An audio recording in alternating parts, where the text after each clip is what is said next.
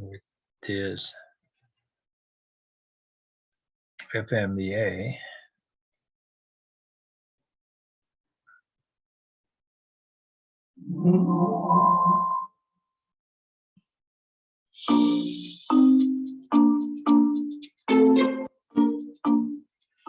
Failure mode and effects analysis, known as FMEA, is a tool brought in from industries outside of healthcare into healthcare to help us understand and determine where the process failures are. Designed to be a mechanism by which you could look at your processes or look at a piece of equipment to determine where are the failure points, where are the places that this might not work the way it's supposed to. And then using a system that looks at frequency of how often the event happens, severity of what may happen if that fails, and then the ability to detect whether or not we can pick up that failure before it harms a patient or before it becomes catastrophic. By multiplying the scores that you put in each one of those, and the scores are 1 to 10, you get a risk priority number, which helps you identify which area do you need to focus on in order to begin your work and improvement. The ideal for using FMEA is in a process that you are about to put into place, trying to be predictive of what do we think could go wrong so you can address the systems ahead of time. It gives you a direction of where you should be putting your work, because those are the areas that either happen most frequently and cause the most harm, or may have the lowest rate of detection, that is, we can't pick those out. And it's enlightening because there are times when people start working on a process, and of course many of our healthcare processes are very complicated and very complex, and they begin in the wrong place. And FMEA is one tool to help you guide you into where should you start putting your energy. Doesn't mean you don't work on the other places, but it means that that's probably a good place to start. Start with a simple process that you can learn how to detail the different steps that exist, how you can work together with your team and all the people who do the work to set up how frequency it happens. Is this something that happens all the time? Is this happens very rarely? What's the severity when this happens? And what's our ability to intercept it or detect it before it becomes more serious?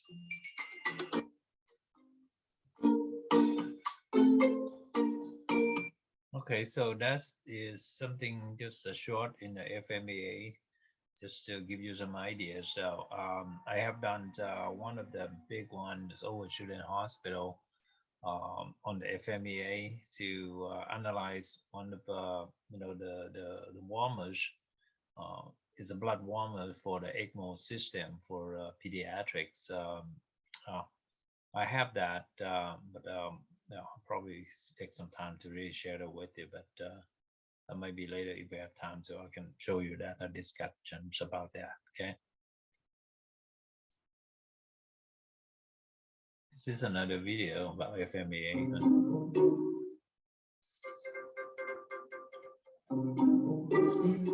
Could this happen where I work? We've all wondered about it. When a problem occurs in healthcare, safety and reputations are at risk. Don't wait for something to go wrong and then try to fix the problem. Failure modes and effects analysis, or FMEA, is a proactive process that allows you to anticipate potential problems before they occur. It identifies potential risk and prioritizes issues so you can work to eliminate the most serious concerns before people are impacted. Basically, the process of failure modes and effects analysis happens in 5 steps. Step 1 is to define the scope and topic of the FMEA. For example, proper hand hygiene and placement of hand sanitizer stations at the point of care can help prevent infection. Step 2 is to assemble a small, multidisciplinary team of experts, all of whom have contact with patients. This team may include administrators, clinicians, nursing assistants, maintenance, housekeeping, and so on. Step 3 is for the team to chart the process. Create a detailed flowchart of the current process around hand hygiene at the point of care. Right now, a person cleans hands before entering the room, enters the room, provides care, and leaves. Step 4 is hazard analysis. Identify the potential failures at each step in the process. In our example scenario, potential failure can occur when hand hygiene is not performed after patient contact. Another potential failure is that there are no hand hygiene products or stations at the point of care, in the patient's room. You can then classify all failure modes into the risk priority number matrix to determine focus areas based on the probability, detectability, and severity of the failure. The final step is all about actions and measures. Identify how you will prevent the high-risk issues from happening. Buy and install hand hygiene stations. Develop a safety team that trains staff and visually monitors the stations. And create a refill plan so alcohol-based hand sanitizer dispensers are always full. And then adjust the plan as needed. Success is not just following, but also constantly creating effective protocol. Anticipate and prevent problems and reduce costs. That's the FMEA way. All right. That'll give you some idea on the step on that, hopefully. All right. The next thing we're gonna look at was the Joint Commission's things.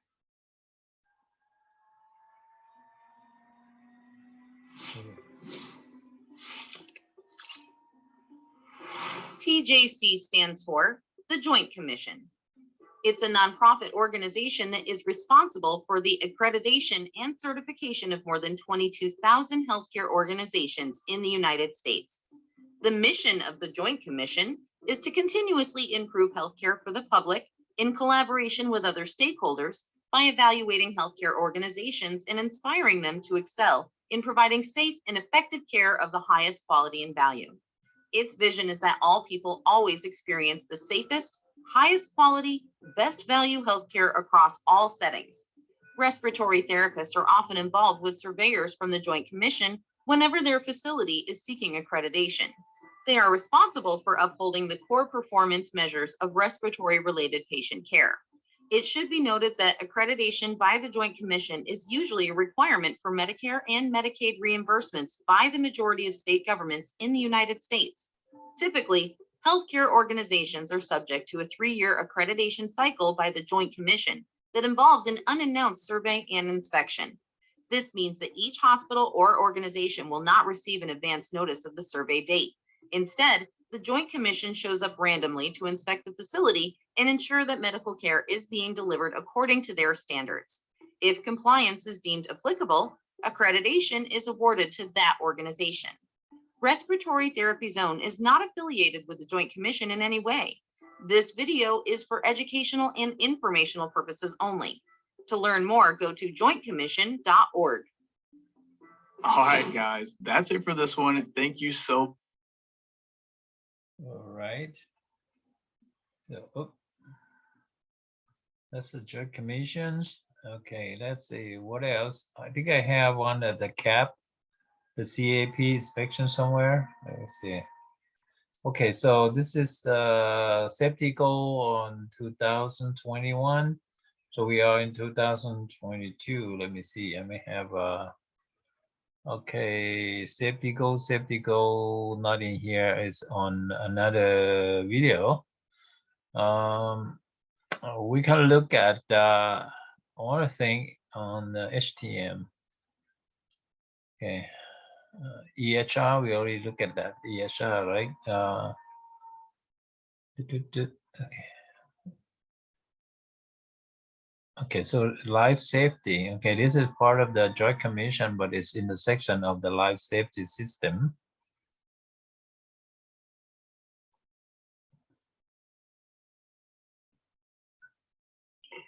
Hi, this is Dinah Wilford, and I'm here to talk to you about the administrative activities of the life safety standards. First one is LS010101. The hospital designs and manages the physical environment to comply with the life safety code. With the life safety code is an effective way to identify and minimize risk. What is that? I think you're talking about this next clip. What is that? Continually assesses the compliance of the building and make sure it is up to code. The managers are continually monitoring, if they're continually assessing the building, making sure that the inspections are being done, the codes are up to date. If you've got new construction, the hospital maintains current and accurate drawings denoting features of the fire sprinkler safety related to the square footage. Now, it's part of the building is, and part of the building is they have to have a complete drawing of which is sprinklered and which is not sprinklered. This is the interim life safety measure. The policy covers situations when life safety code deficiencies cannot be immediately corrected. This is basically during construction. When you've got construction going on, not everything is going to be corrected on this. So that they have to have plans set in place for when you have construction. You need to post signs identifying, alternate exit areas. You need to inspect the exits that are affected daily to make sure that there's no issues, there's no hazardous areas that are going to be overly dangerous, I guess. Provide temporary equivalent fire alarm and detection systems when the fire system is impaired. Temporary construction partitions that are going to be smoke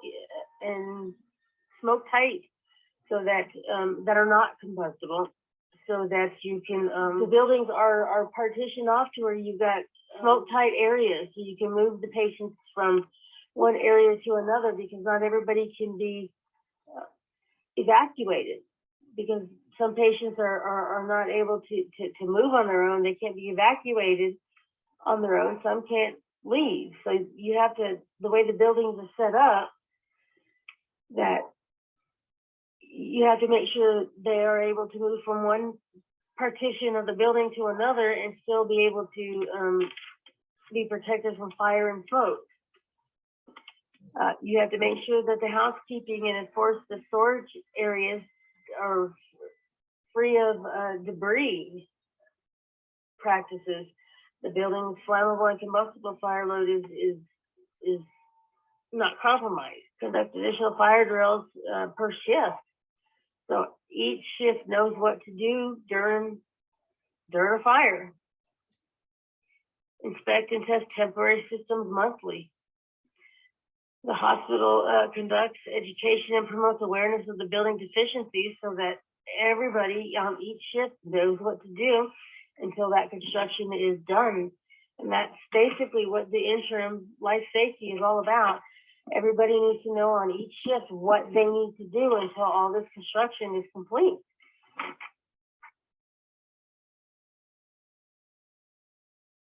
Healthcare occupancy, general building requirements. This is just basically going over what any basic hospital or any building in general would need to have, which is like the structure, automatic sprinkler systems, building separations and doors, so they can maintain and minimize the effects of fire, smoke, and heat.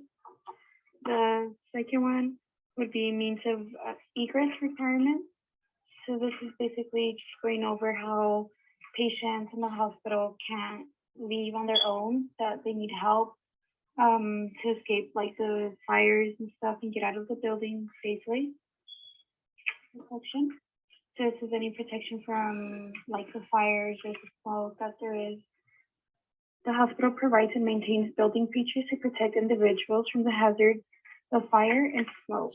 So again, this is just kind of going over like the eagers of trying to get out, because a lot of people cannot get out of their rooms by themselves. Either they're connected to the machines, they're having trouble walking. As far as the fire alarms, the hospitals, like, they have to have them. They provide them and maintain all of their fire alarm systems. So it's installed, and it just helps with letting them know if there's fires. It helps with letting the fire department know about any fires going on. That way they can have enough time and everything to take out all the patients that they have in the room. Lastly, will be extinguishment. So it's the fire extinguishers basically that they're all supposed to have in the hospitals, in the rooms, in case of a fire. That way they can have easy access to try to stop the fire a little bit to get out. The sprinkler systems will come on and try to minimize the fire as well.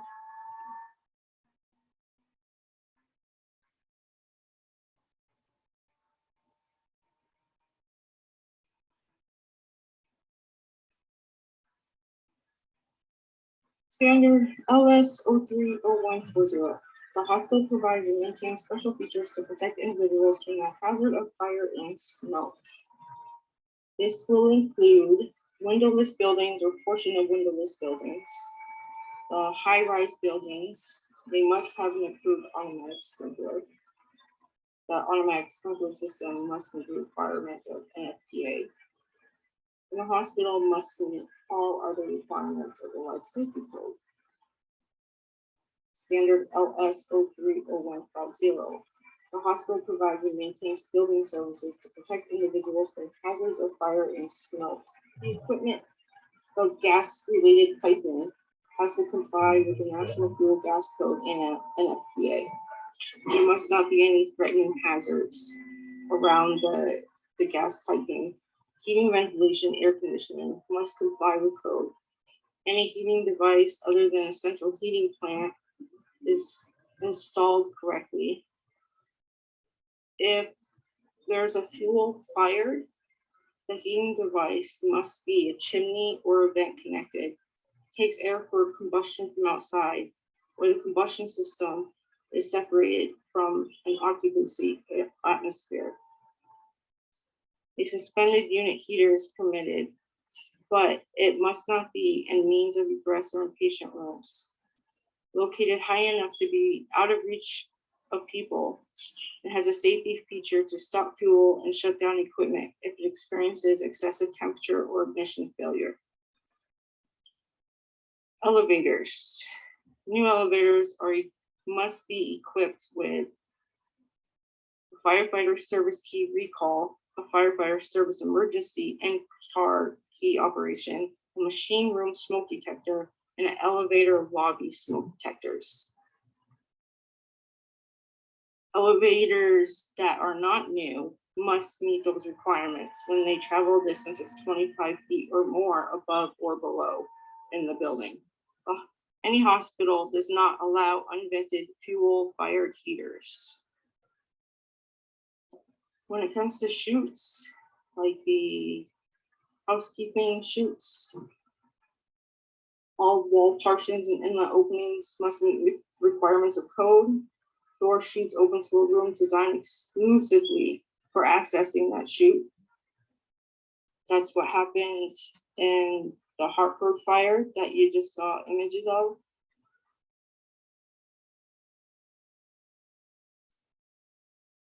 Hospital provides and maintains operating features that conform to a fire and smoke prevention requirements. And this is where smoking is permitted, ashtrays are designed and put in a safe area. Metal containers with self-closing cover devices must be used. Smoking is prohibited in any room in the hospitals or any ward where flammable liquids or gases or oxygen is used to be stored. Draperies and curtains and loosely hanging fabric must comply with code. The only exemption to that is shower and bath curtains and also window coverings and patient sleeping rooms. In buildings without a sprinkler protection, upholstery furniture purchased on or after July 5th, 2016 must meet Class 1 or char length and heat release criteria in accordance with the NFPA. Mattresses purchased on or after July 5th, 2016 must meet accordance. The hospital must prohibit all combustible decorations. Non-sleeping rooms occupied by staff and employee areas separated from the corridor are permitted to have a portable space heater that contains heating elements not exceeding 21 degrees Fahrenheit. And then, of course, the hospital must meet all life safety codes.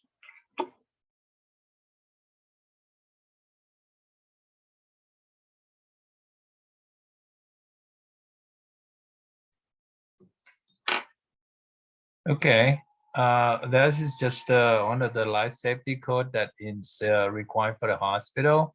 One of the thing is they talk about, let me stop sharing screen for a moment because I need to look at the Let me stop the record. This is from Duke University that have part of the environmental of care, which is one of the standard within joint commissions, a standard or recommendations. So every department in the university in healthcare must come up with management plan. They must come with policy procedures. So it's in here. They have one, safety management, security, hazard material, fire life safety, medical device, and utility management. Okay, we're gonna look at our part here. We call the medical equipment here. In the medical equipment, okay, here, this management plan need to be updated, annually. Okay, annually. Anything that when the joint commissions come up with something new, we need to, update and all this. Okay, so I need to let me go ahead and download this. Yeah.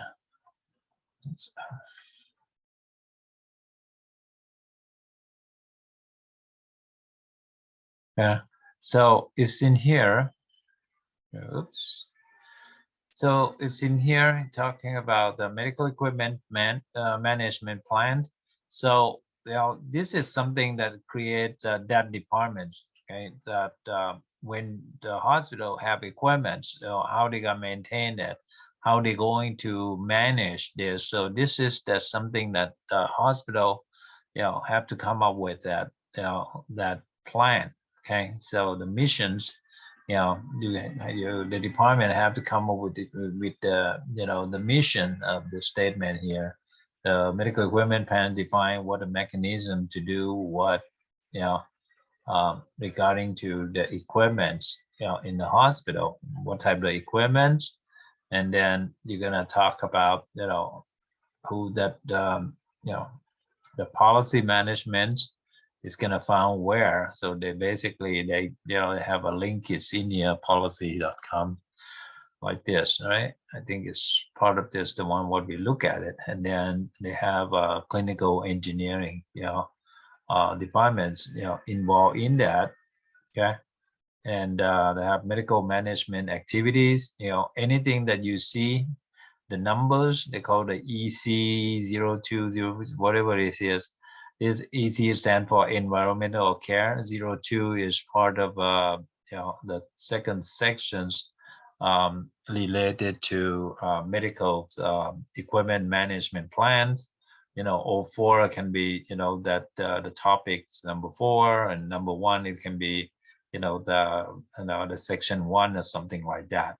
Okay, so this is something that everyone that work in a hospital must be aware of that. Okay, that the manager, director, or supervisor have to know all this, and also the technicians. At least once a year when we have like annual evaluations.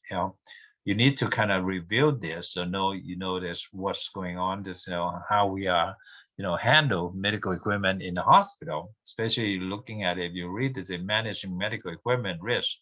Okay, and that's hospital. This is they ask first. They say, is hospital maintain a written inventory of all medical equipment? Okay, so that means what we do. The hospital maintain database. How we do it, the demo, and all the detail, the spell outs. How do we do about inventory? Okay, and then the hospital identify high-risk medical equipment on the inventory. What are we identifying them?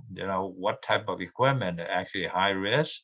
Where I can create a serious injury to the patient or staff, something like that. Is have to identify the risk, the group of the equipment. Okay, and then identifies, you have to identify the activity, associated frequency in writing to maintain inspection and things like that. So this is the program that we must, okay, we must finally realize that that what type of equipment we're gonna do preventive maintenance, when we're gonna do preventive maintenance and things like that, and what type of preventive maintenance we're gonna do, or what type of frequency.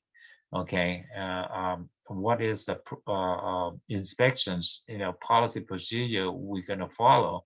Is it manufacturer recommendation we're gonna follow and things like that? Okay. And then who actually, who is this qualified to write all those criteria support of that, the permit to use equipment, to maintain equipment, in the matters that include the following. So this is something that they kind of looking at and say, who is the most qualified in that facility, in that organization, that can actually authorize or come up with a recommendation of how to do things in that facility. Okay. And then the EPCL7 is a hospital identify medical equipment on its inventory includes alternative equipment maintenance program. Alternative equipment maintenance program, what I mean is something that you are doing frequency, you're changing the frequency not according to the manufacturer recommendations. You can do more, but you cannot do less. If you want to do less, what do you have to do? What why are you doing less of preventive maintenance or frequency and things like that? So you have to come up with that what they call the alternative equipment management, maintenance programs. Okay, something like that. This is something that they require to do. And then EP9, okay, the hospital have written policy procedure with medical equipment, fail, include using emergency clinical intervention. So we have to have a policy procedure that, hey, when we have emergency, what do we do about that? Okay, what do we, are we getting equipment, more equipment for the hospital, or where we're gonna get it, who's gonna be supplier and things like that. So everything kind of spell out to let that everybody know that we have a action plan. It's not like some sort of like government, or some of the government have no idea when disaster hit, and then no one doesn't know what to do and things like that. Okay, but in this case, everything's, you have to actually come up with that plan, come up with that the ideas that is without have to think that, well, what we're gonna do. You just go and pick out this action book, there's procedure book, and look at it and say, okay, here, this is what we're gonna do. We're gonna follow this.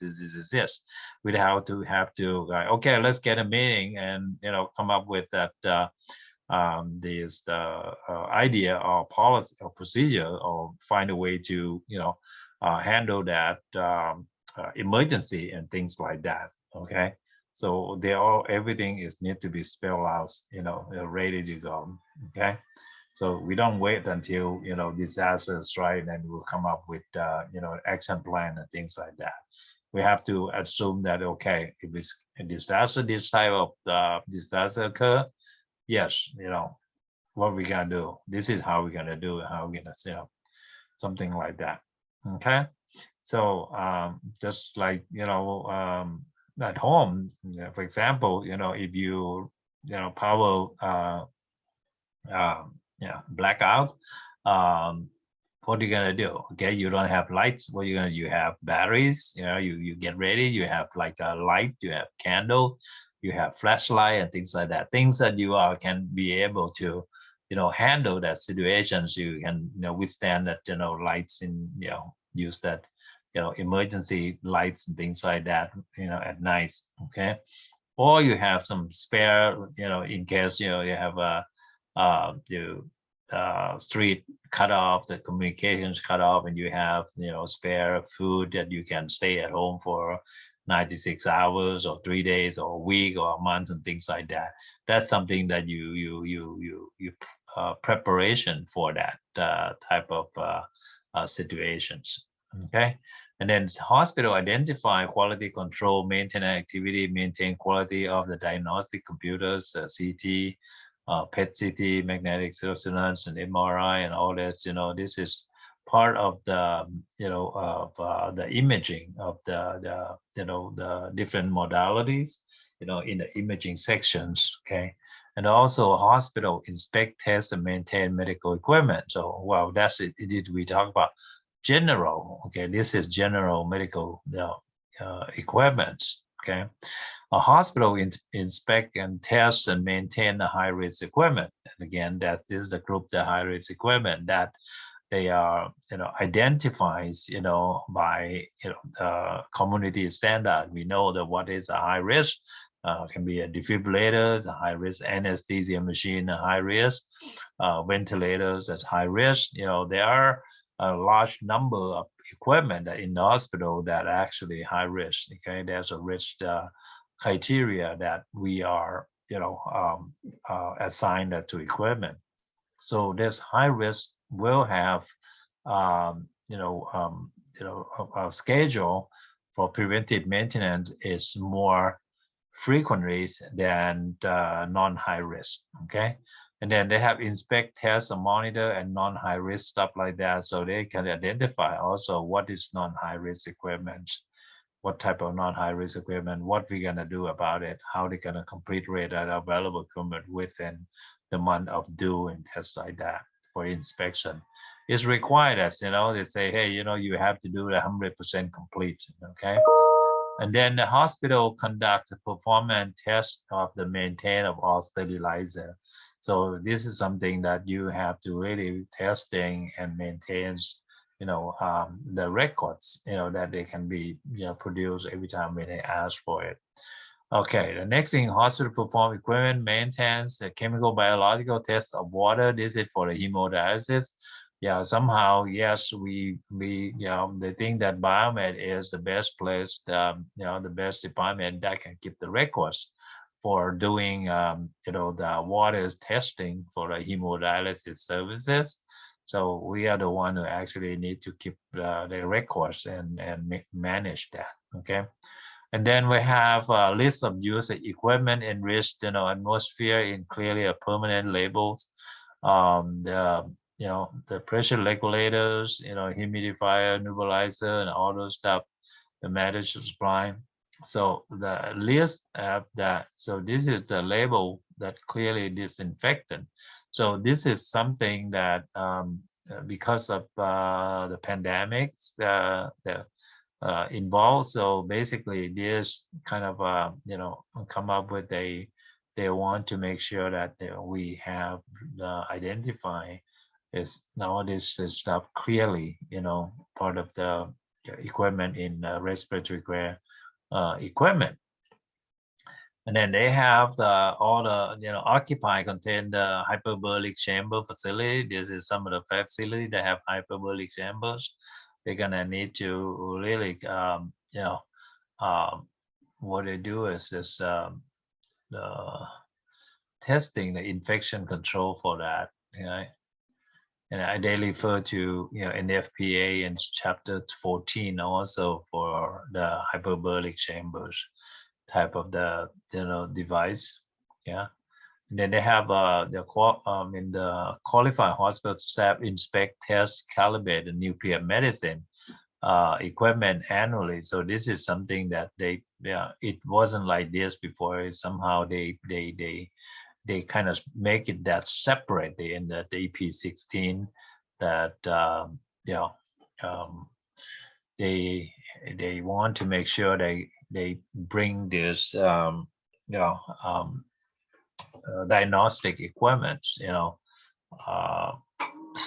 stand up from normal or general medical equipment in part of management or maintenance. This kind of give them a little bit more strictly. And then they talk about anesthesia. It wasn't like this before. Anesthesia part of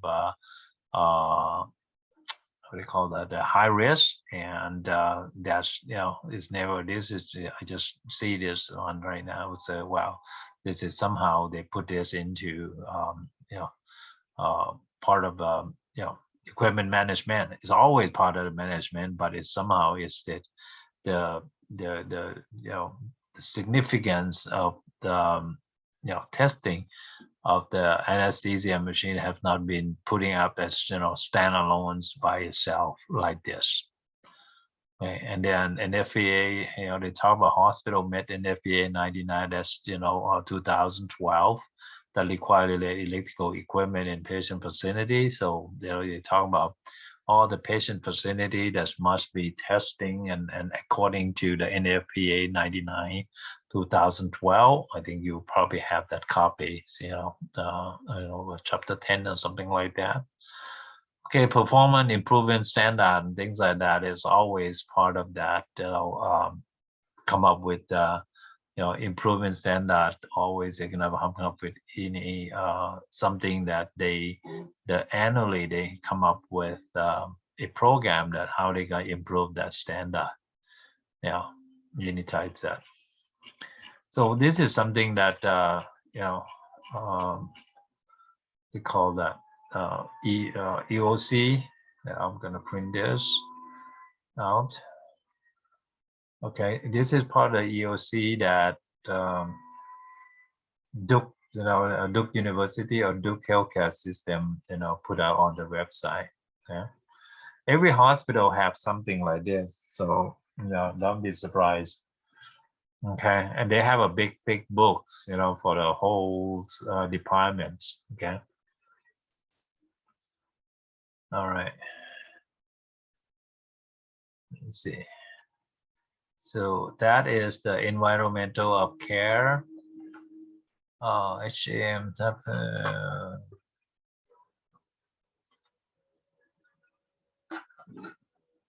I want you to show you one of the things since we have on this page here. This is the video. They have about 17 minutes. What they do is they're talking about the point of care unit that they use in the folks in perfusion team discuss about this. So let's listen to this. I want you to pay attention on this because the point of care, sometimes you're gonna have to kind of question and put your attention to it as far as the quality control, thing like that. Okay. Yeah, thanks, bud. On POC devices and their reliability, I'm just going to go through these very quickly. I need to disclose, let's see, I don't have it on here as a disclosure. Verbally, I'll just disclose that Siemens is an advertiser on this program, and I do mention the Siemens Rapid Point, so I want to make sure that we're clear on that. Let's see here. In 1988 is when POC testing really started. And it was performed for many, many different tests. It's even performed in doctors' offices. It's performed in homes, glucometers, you hear about that all the time. And of course, in hospitals to try to speed up in the emergency department, in the operating room. We use POC devices all of the time. They're all around us. Some perspective that in 2001, the POC or point of care device market was $4.9 billion. That is a very big market. In the CVOR, we use it for gases, electrolytes, metabolites, and of course, hemoglobin. And that's where my kind of irritation comes in, is on the hemoglobin portion of this. Okay. So there are three key elements that you have to consider when you look at POC. Does it shorten the time to result? Is the device reliable? And are the results accurate, or can you depend on them? So reliability, I'm referring more to, does the device turn on? Is it ready to use when you need it? That kind of thing.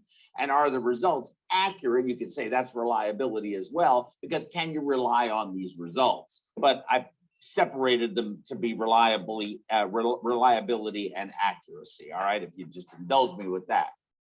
So let's look at reliability and do they work?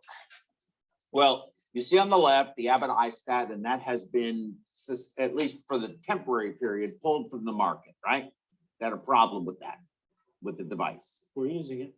You're using, okay, they may have brought it back up. Yeah. But it was pulled for a period of time. They had an issue. The Siemens Rapid Point you see there in the center, or the second one from left to right, I'm sorry. Then I think that one is, the next one is the radiometer device. And then you have the gem line, and all of these are there. Some reason that Abbott came off the market, I don't, or the iStat came off.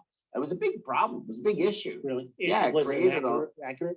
No, I don't remember what the issue was. It may have been a quality control issue. I don't really remember. I don't remember. So I don't want to say.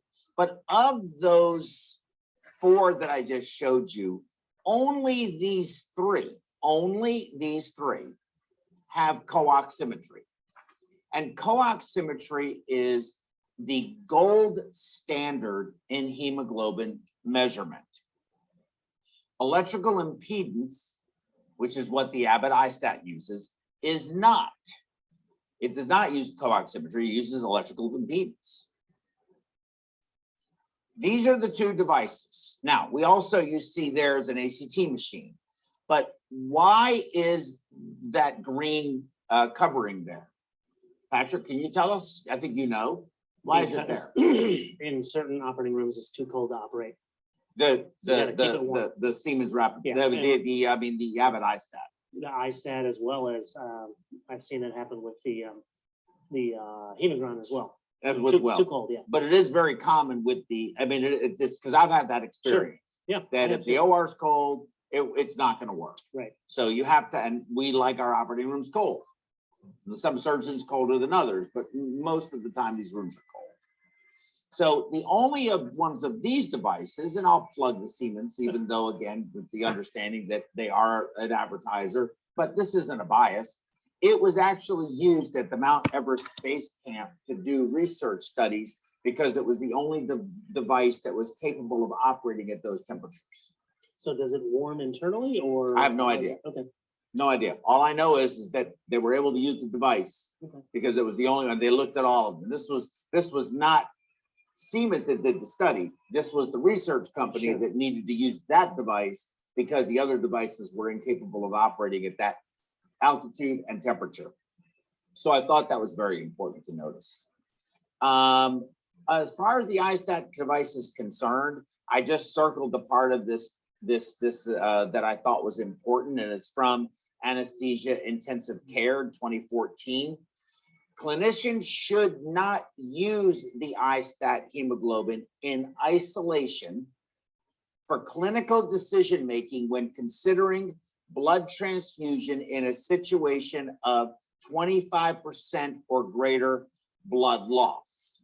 Now, that doesn't mean, and there is a bit of a vernacular, I believe, error in that. That means a 25% decrease in the hemoglobin because you're replacing that 25% blood loss with something that is non-heme. And that's really what they're talking about. Not because otherwise it's still going to be the same concentration. Does that make sense? I think so.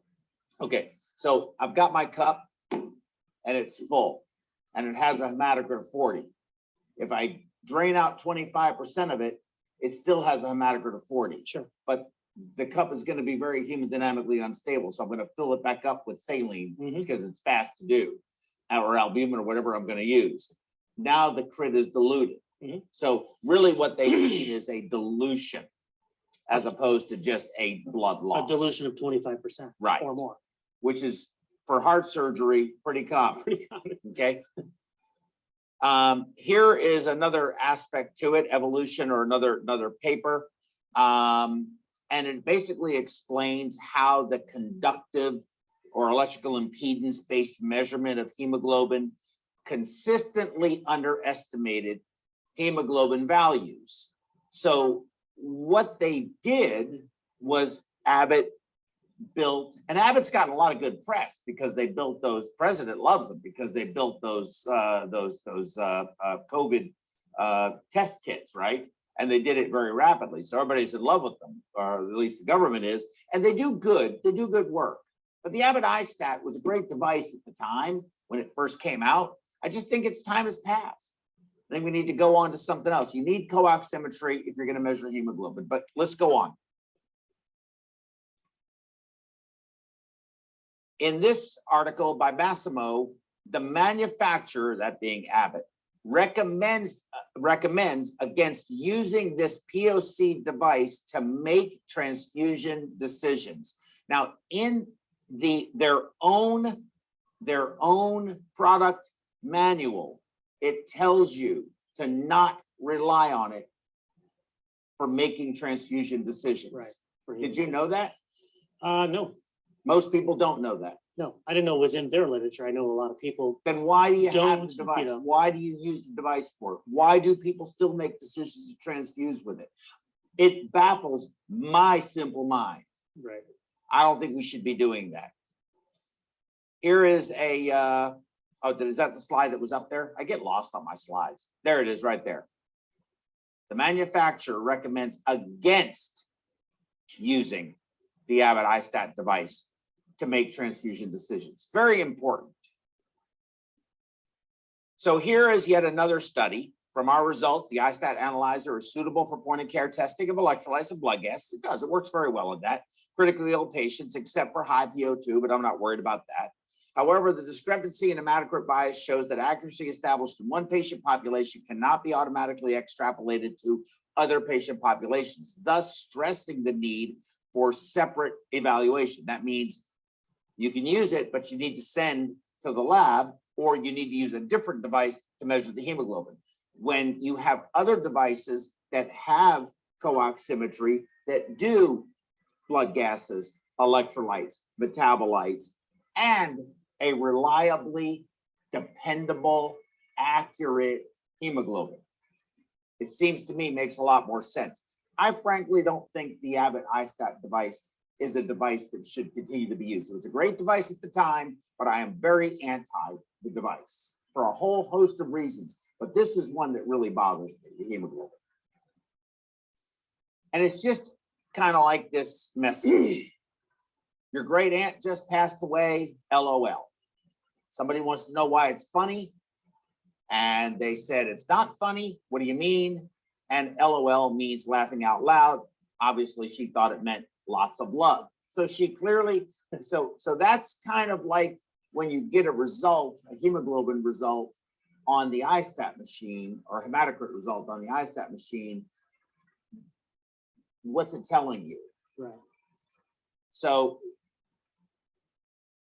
they have an algorithm, on pump or off pump. And this is how I feel when I have to choose on pump or off pump. That was my question. Interesting. I was just writing that question down. Yes, good. I'm glad I got to it. So I think this is a video. It is. Can you play that video? There it goes. So here's somebody doing an iStat. And I just want you to watch all of the machinations that have to be gone through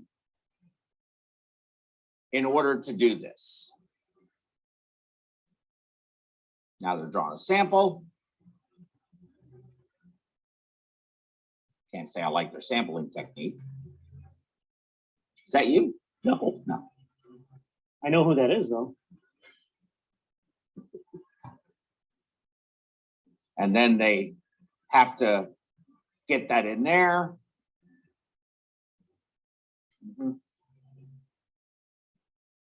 Okay. Then they turn it on. And now you're going to have to choose on pump or off pump. Right. And get a result. So let's compare that to a friend of mine in a different place doing the same thing. Who, by the way, is at the bottom of the reservoir, I noticed there. Yes. So he doesn't have as much time to Right. to be away. He was actually off pump. I just had to He was off. demonstrate it. Oh, okay. Yeah. That's it. He's back where he needs to be. Mhm. You don't even have to move over there to do it. I used to set it right next to me. But it's a syringe Lorlock. Now, the other devices, the radiometer device and the GEM, both good devices. I think they're good devices, but and there, see the result was done. He just went back, clicked the button, and look, you're just going to get your results. And again, he was off pump, so you'll see the PCO2 looks weird on here. It falls out, and we covered the patient, so we wouldn't have an issue with that. But you basically see how quickly that is way faster than an iStat is ever going to be. And the hemoglobin you get is a hemoglobin you can depend on. You can rely on it. Co-oximetry, I'll say it again, is a standard of care that you can use for transfusion decisions. Because if you can't rely on the hemoglobin or the hematocrit, and you give a blood transfusion to a patient who didn't actually need one, that's bad. Sure. It's just as bad to not give a patient a blood transfusion that actually does need one. And so I don't know how we continue to use this device, why we continue to use this device, and why people think this device is something that we should be using. In the 80s and 90s and 2000 and 2005, 2010 maybe, okay, this is 2020 and there's a lot better technology out there. So why do we continue to support this device? I do not have a good answer. Okay, fair enough. But could you touch on, if you don't mind, the differences between co-oximetry and the other technology? And the electrical impedance is conductivity. But it is derived then from the hemoglobin, right? And then the hematocrit is extrapolated from the hemoglobin. And isn't the other one the reverse of that? It's the other technology? The reverse? No, I mean, I don't know if it's the reverse. I'm not an engineer, but I know that it measures hemoglobin a lot more accurately. You can measure both the hemoglobin, but the methemoglobin and the carboxyhemoglobins, but it's a method for measuring this. I don't know the engineering behind it, that is an accepted, validated gold standard. So that's, I think, what's important, is that there's no need for an algorithm. The hemoglobin is the hemoglobin is the hemoglobin, whether you're concentrated or you're diluted or you're on pump or you're off pump or you're normothermic or you're hypothermic. That technology, that methodology is validated as a gold standard. And I think that's the point. How exactly it works, I'm not an engineer. I don't know. Okay. Great. Good question, though. So if anybody wants to call and rant, okay, so that's tell me. So that basically telling you what the reason I want to show you that, yeah. So on the point of care unit, it's not always, so the people are gonna think, oh, okay, every single point of care units in, doing the same thing. But the technology, yes, when they talk about gold standard, it means going back to, using spectrophotometers that, it's a lot more sophisticated way of analyze the compounds of or the substance, all right, to identify each chemicals, compounds in the blood and things like that. So yeah, so smaller unit is gonna be a different type of algorithm, the other way of getting the numbers, which is may not be always accurate. So they maybe assume some sort of a using what they call that the impedance and something like that for the bloods to identify the compounds within the blood. Okay, so yeah, for us, always you have to kind of listen to some of our colleagues, the professional out there, when they getting a new device and things like that. If you work in the field, if you don't understand or know that, say, hey, this is a new device, new manufacturer, let me take a look at the user manuals. Again, don't be lazy and don't they say, well, I don't really care much about it, I don't know about it. But you need to pay attention, spend some time reading about the information, do a little bit more research and understand, more about the new device when any departments get, or purchase for the hospital again. So really something that you need to always learn about something new and gain your the knowledge about the new device. It is good for the hospital or no, or something like that. You will be the one who actually later on they're gonna ask you for some recommendations and things like that, or when they have something wrong with it, especially when we have like a CMS.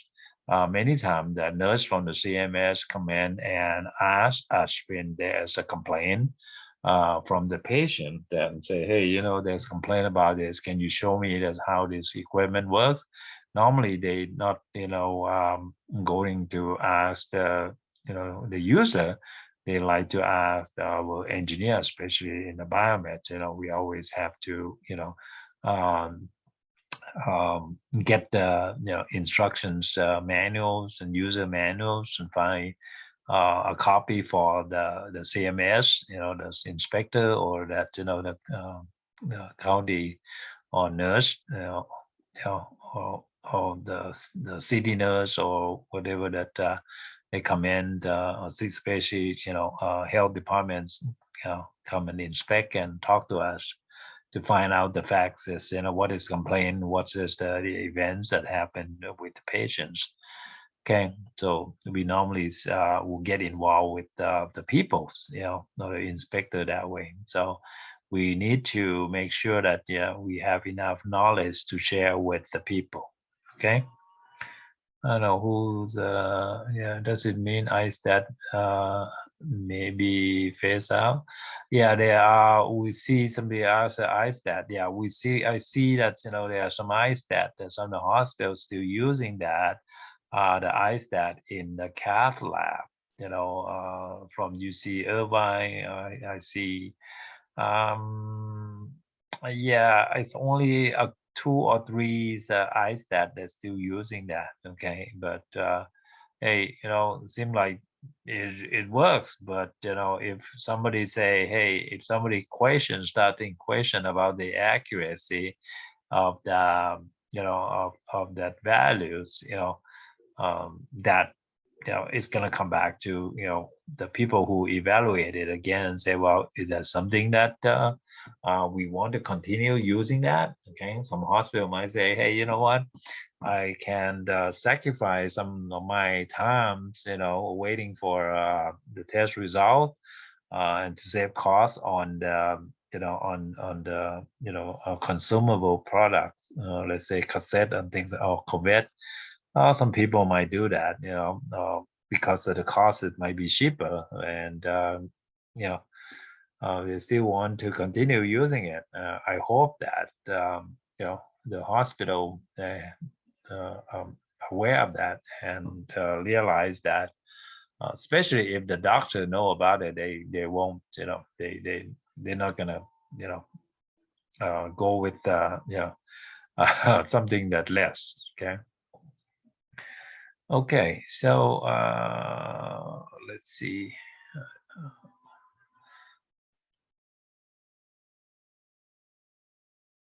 The other ones, no, I was wrong here. We can look at it. This is the Automate Lab, but Automate Lab actually is part of in here. I'm gonna play from here, so you can see the Automate Laboratory was in the webinar. I hope that, let's see.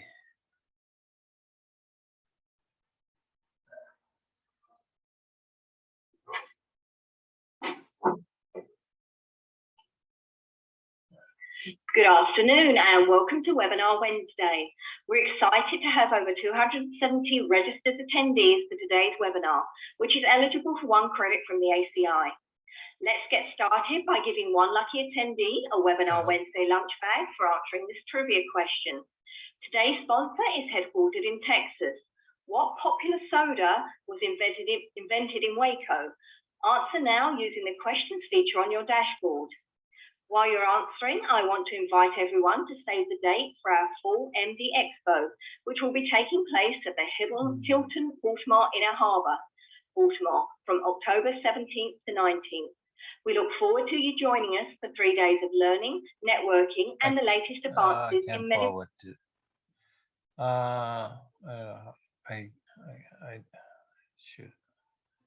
Technology can forward products and this. services. Okay. More details can be found at mdexposhow.com. Okay, and let's see who our winner is. And it is James Harwood. Congratulations, Jane. And the correct answer is Dr. Pepper. For Webinar Wednesday, we'd like to thank our sponsor, the Career Institute of Technology.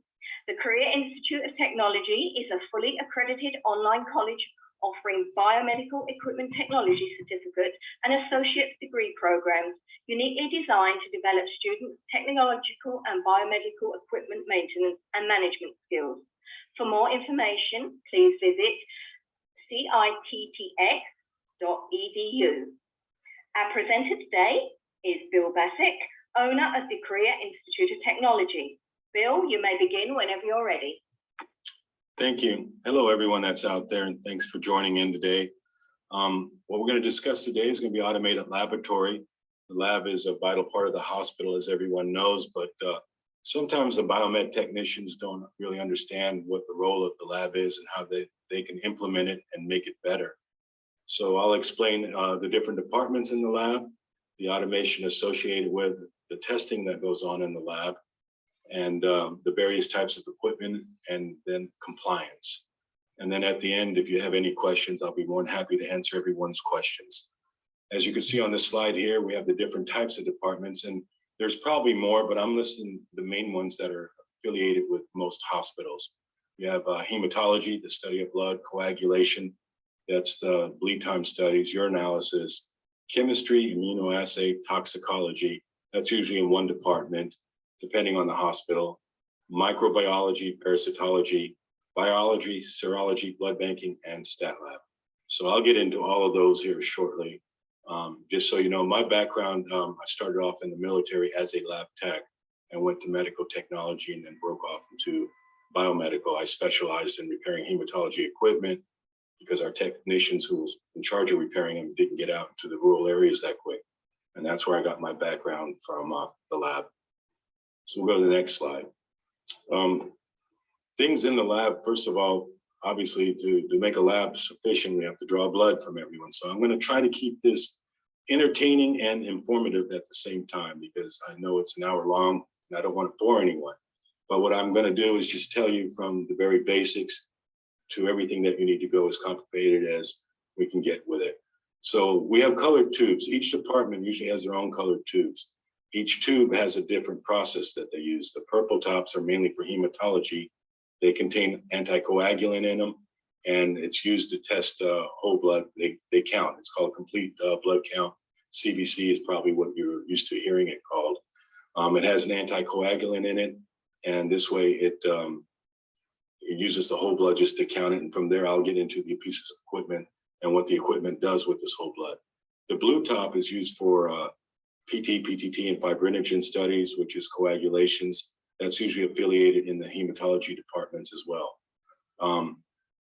This type of blood that they use for there is called plasma. They spin it down for 5 minutes and then they test the plasma to see your bleed time studies. And I'll get into more of what that is.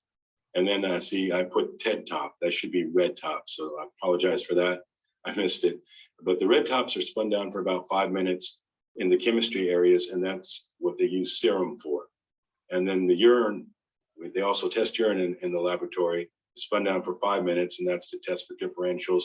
If you have an abnormal urine result, they'll spin it down to see what's abnormal. A lot of times they'll find white cells, which means you might have a UTI or some kind of infection, or you can have kidney or liver problems. There's a lot that can be displayed from a urinalysis. And then there are other tubes on the bottom, yellow, green, the camel, orange, and other colors that they use for various different areas of the laboratory.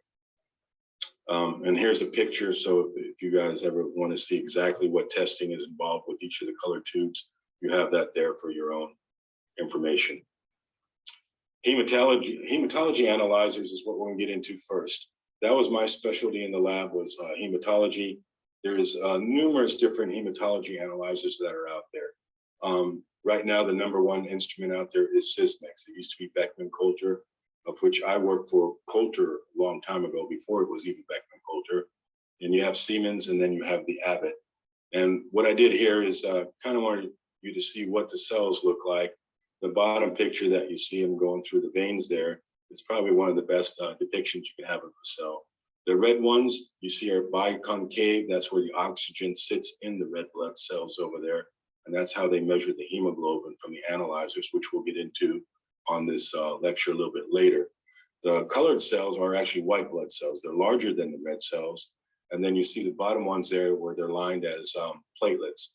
And then they got arrows pointing to plasma, which I don't know how they figured that out, but that's kind of what plasma will look like once it's spun down. So these are different analyzers here. I put the #1 and 2 analyzer up there. The hematology analyzers that I'm going to be discussing are not going to be tabletop so much from small offices. They're going to be in large institutions. The one on the left is a Beckman Coulter. That's probably an LH750. It's capable of doing about 100 tests per hour. And the Sysmex here on the right-hand side is also used in a large hospital, but this one here is more or less a backup for a large hospital that can do probably around 30 samples per hour. The Sysmex does have a larger instrument that can do the same volume as the Coulter. What they also do is they'll take blood on every sample that they use and take a drop of blood and smear it onto the slide. And from there, they'll do a differential, which is where they actually do a visual count on the blood cells. It used to be in the past where the technicians would have to count 100 blood cells, identify each of the 100 blood cells, and from there, that's where the pathologist got to review the differential. We did 100 cells. These units here do 8,196 cells that they count on the differential side. Go down a little further. These are pictures of coagulation analyzers. You have one on the left, that's the one on the right is a Sysmex, and the one on the left, I believe, is a Siemens analyzer. These analyzers here are measured to do your PT, which is your prothrombin, and then PTT, which is your prothrombin studies, which is meaning that the patient's usually on a blood thinner, and it wants to measure how long it takes before the blood clots. And if it takes too long, then they won't do surgery on the patient, or if it's too quick, they won't do surgery. And I'll explain that a little bit further into this lecture. Here you got urinalysis, and I put some pictures up just so you can see what you see if you do a microscopic urinalysis. The unit on the left here is just a small clinic tech that Siemens has. There's also larger units that they have with different manufacturers. On the right, what you're looking at is WBCs. This is what you would actually see if you're doing a differential on urinalysis. And then on the bottom there, that looks kind of bright and looks like tiny rocks or crystals. That's actually what these are. These are crystals. Usually when we see crystals in the urine once they're spun down, that's indicative of kidney stones. So, and then on the right there, that's another crystal. This specific crystal here is calcium phosphate, and that's very indicative of a kidney stone. When people are passing stones, this is not uncommon to see in their urine. I also put a picture on the right for your own convenience, just to see different types of crystal. You have calcium oxalate. That's not the only thing you'll see in urine. In urine, you'll see RBCs, WBCs, which is indicative of obviously bleeding and infection. But you can also see bacteria, which would be moving around. You can see parasites as like trichomonas, stuff like that, and then also different types of crystals, which could be indicative of liver disease. So there's a lot that can be said for urinalysis. Also, if you're pregnant or not, it does HCG studies, but not on this particular test. That's more on the chemistry side. Here we have some chemistry analyzers. These are large ones. These analyzers here do an average of, per chemistry panel, they can do probably 25 to 35 tests per patient or per sample on that. And they can have a large output, probably around 120 patients could probably be put out in an hour. And if you take that, you're looking at over 300 tests in an hour that these instruments do, sometimes even more. There's an incubation period involved with this, unlike the hematology analyzer. And before I move on any further, because this is probably one of your test questions at the end, is these units here, although they're doing all these tests, they only need like a drop of blood to get all that done. It's not like the old days where they needed to draw all these tubes of blood from you and to run all these tests. This can be done with 1 to 2 drops of blood, and that might even be more than it needs. The reason why they draw more is in case they have to go back and do another test to verify something, or if they split it off to do specialized testing in different departments. What you're looking at here is microbiology. In microbiology, that used to be a manual. When I was in microbiology, these units actually weren't really available to us at that time. That's kind of giving away my age. But what these units do here is they grow bacteria pretty much. What we used to do is take a sample of whatever it was that we were trying to grow to determine what type of bacteria it was, and it would take 2 to 3 days. These units here expedited up to hours sometimes, and we put the sample on an auger plate, we streak it out a certain way. There's a 4-quadrant streak that we use, and then they would grow it, and from there be able to tell us what bacteria we're working with. The good thing about that is it lets the physician know what type of medicine to use to counteract whatever the bacteria is, and that gets into a whole different ballgame right now. But what I'm trying to show you here is laboratory used to be very manual, backup test, manual. Now everything is automated. I don't even think the lab uses that many backup tests anymore. Blood banking was all manual back in my day. This instrument that you're looking at now is probably for cross-matching, helps you do antigen studies. A lot of times if you're working in a stat lab that requires blood banking, if you get any motor vehicle accidents or any type of people that don't have time to have their blood cross-match, we have to do an antigen study before we donate any blood to them or give them any blood. And if we don't have time for that because of the situation, the emergency of the situation, they'll get O negative blood. This here just makes sure that our testing is more accurate than what the manual testing used to be. So, and then we get into compliance, because out of all the testing that we have in the lab, and before I get into the equipment a little more, I wanted to let you know the most important thing in the lab from a biomed point of view, helping them. If you're not working on specialized equipment, then you have to understand the compliance from it. We have diagnostic medical devices. So when we're looking at the equipment, if you're going to risk rank medical equipment, the laboratory falls under diagnostic. And that's usually a 3 on the level. It's right in the middle of the urgency. They usually get PM once a year. The techs are very, the medical technicians that do the testing are very familiar with their medical devices. So when they call to have something repaired, I can assure you they've already done all the basic troubleshooting that they can. And there's probably a serious problem with the unit that would need to be done either by the field service technician on site or the biomed if the biomed is trained on that. The lab is usually inspected by CLIA or CAP, and you see what I have there, Clinical Laboratory of Improvement Amendments, and then CAP, College of American Pathologists. Either one of them can inspect the laboratory. The main thing that they look for is they look for documentation from the biomed side. And we'll go into that later on what it is that we need to document. They usually inspect the lab annually, and the biomed plays an important role with the lab. I know that I also have a service company, so we help the lab a lot with the testing here by, when I say testing, the CLIA coming in to test the lab, by documenting everything that we do on the timers, the incubators, and the ABG machines, the safety inspections and all that. So we'll get more into what the biomedical role is. There's 2 to 3 different types of roles that you can play, with compliance being the main one. All right. So the biomedical workbook that we use in the lab, and I put workbook needed because this is what I require from my biomeds that work for me. In each laboratory, I'd like to see a notebook. And the categories that they have in there is the ABG, the blood gas, the blood warmers, centrifuges, the glucometers, the lab timers, thermometers, and the OEM field service reports, safety inspections, and then work performed by biomed. The laboratory is a different beast because mostly if you go and work in the hospital, let's say you just go to a regular surgery floor, general surgery, you'll have a work order that you can leave with the front desk there, or you'll put it into your biomed shop and store it into your database and have the record there.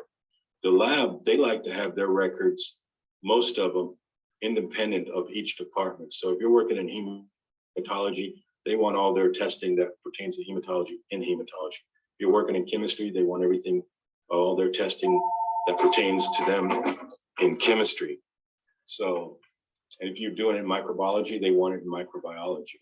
So some of the labs, the lab directors will let you have the entire testing just in the director's office. So it's all contingent on the relationship that you have with the lab and what their preference is. What I like to do is have each of the departments, they have their own book. And then I give the main book to the director, and then we have a backup book in our shop just in case anything gets lost. So there's always, and then everything's also on the data management system that we have. So the importance of this, usually when CLIA comes in to inspect, they want to make sure that the centrifuges had all the speed tested on it. They want to make sure it was proved. And they also want to see the test equipment that was used on that, because now what DNB and the Joint Commission is starting to do, they want to make sure the test equipment that we use to test the centrifuge on the spinning, and that's just an example, it's basically on all the equipment that's being used out there. They want to make sure that it correlates. So we document that on the work order. I apologize about that. So we document that on the work order. And so when the inspectors come in, they can say, all right, you use this particular piece of test equipment there for measuring the speed on the centrifuge. And then they may go off and ask you questions about your test equipment. So we'll get into the next one. Coulter principle. This goes into hematology. And this is where hematology automation started, from the Coulter principle. Mr. Coulter, who was the owner of the company that I worked for at one time, was an engineer. He was an electrical engineer, and his wife was a medical technologist. So he came and figured this out. The Coulter principle is simple. What they do is they have normal saline, which is a salt solution, and it sits in a bath. You have a positive and a negative electrode that also sits in the bath. And in the middle of the bath, you have an aperture that has a tiny hole in it. Okay, so as the cell goes through the aperture, each cell is measured, it causes an impulse, an electrical impulse, and each cell is directly measured by its size. So the electrical impulse is directly proportionate to the size of the cell. And from there, it creates a spike. The spike is measured in a femtoliter. The femtoliter is a measurement of 1,000,000. That tells you how small these cells are. WBCs are larger than the RBCs. So in this bath here, you would have the green dots there represent cells in general. But let's say this is an RBC bath. The RBC bath has the white cells in it and also the platelets. So what it measures in the RBC bath is everything. And the reason why RBCs are measured in the millions. So a normal count for an RBC would be 4.2 to 5.8 million per CCM. And that's how many cells is being counted every 4 seconds. And it does 3 counts of 4 because there's 3 apertures. If it's a single aperture, it does 3 counts of 4. The unit that I showed you earlier, the EL38, has 3 apertures in it. And so it counts simultaneously 3 times. So in 4 seconds. So in 4 seconds, it'll count up to 5.5 million cells. The WBCs, the normal count, is anywhere from 3.8 to 5.2 thousand per CCM. So you can tell it doesn't matter if the WBCs get mixed in with the RBCs. So obviously for the cells to go through this aperture, it uses 6 inches of vacuum on the hind side. So where you see the arrows here, the cells go through. If I want to get a little more in depth with this, they swirl as they go through. And so as the vacuum goes through, there's also suction in it from the top. So the cells don't get counted twice. So if it stays there and it swirls, out of 4 million cells, you might get 100,000 that might get counted twice. So what they do is they use a statistical formula based on that number to adjust the average count on it. But these units are highly accurate. and they're very efficient in the lab. I want to get into the platelets. Platelets are a lot smaller than the RBCs. So as these cells go through this aperture here, the platelets are also directly measured in femtoliters. So it spikes. So the unit knows if it's a small spike, it's a platelet. What these cells also do, what this Coulter principle also does, not only does it tell you how many RBCs you have, how many WBCs, but it'll also tell you the size of each cell. So if it says macrocytic, that's a terminology used, you have large red cells. If it says microcytic, that's small red cells. And that falls under your MPV, which is your mean corpuscular volume, and or MPV, which is your platelet volume for that. So it tells you the size of the cells, which we'll get into a little more as I go to the next slide.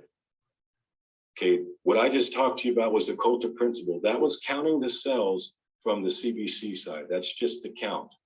We get into the VCS technology now. That's the differential count. The differential count counts the white cells. All right. What we used to count 100 cells in, this counts 8,192 cells within 8 to 12 seconds. So it's a lot more accurate. It's counting a lot more cells than what we did. Out of all these cells that it's counting, it's identifying 5 specific different cells. All right. It's identifying the WBCs, which falls under leukocytes. All right. But under the WBCs, there's 5 subcategories.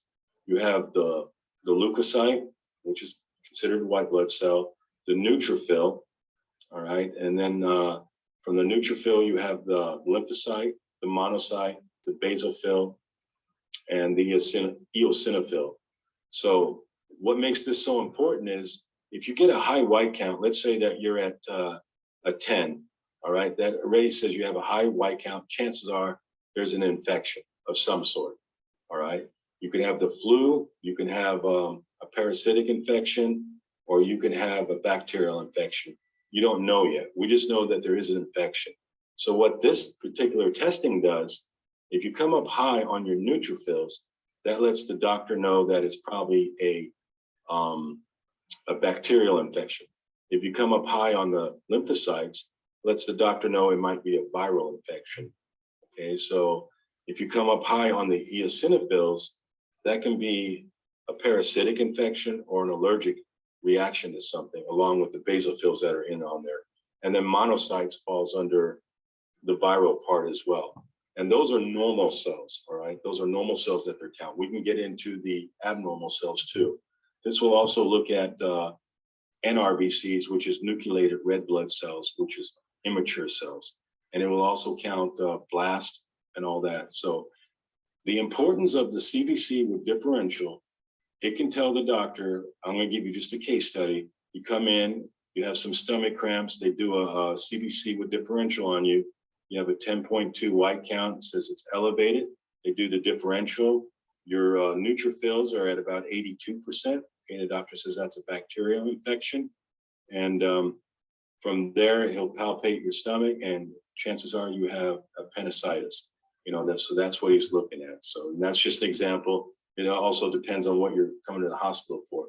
But these instruments are dialed in to help the doctor pretty much diagnose fairly quickly what's wrong with you.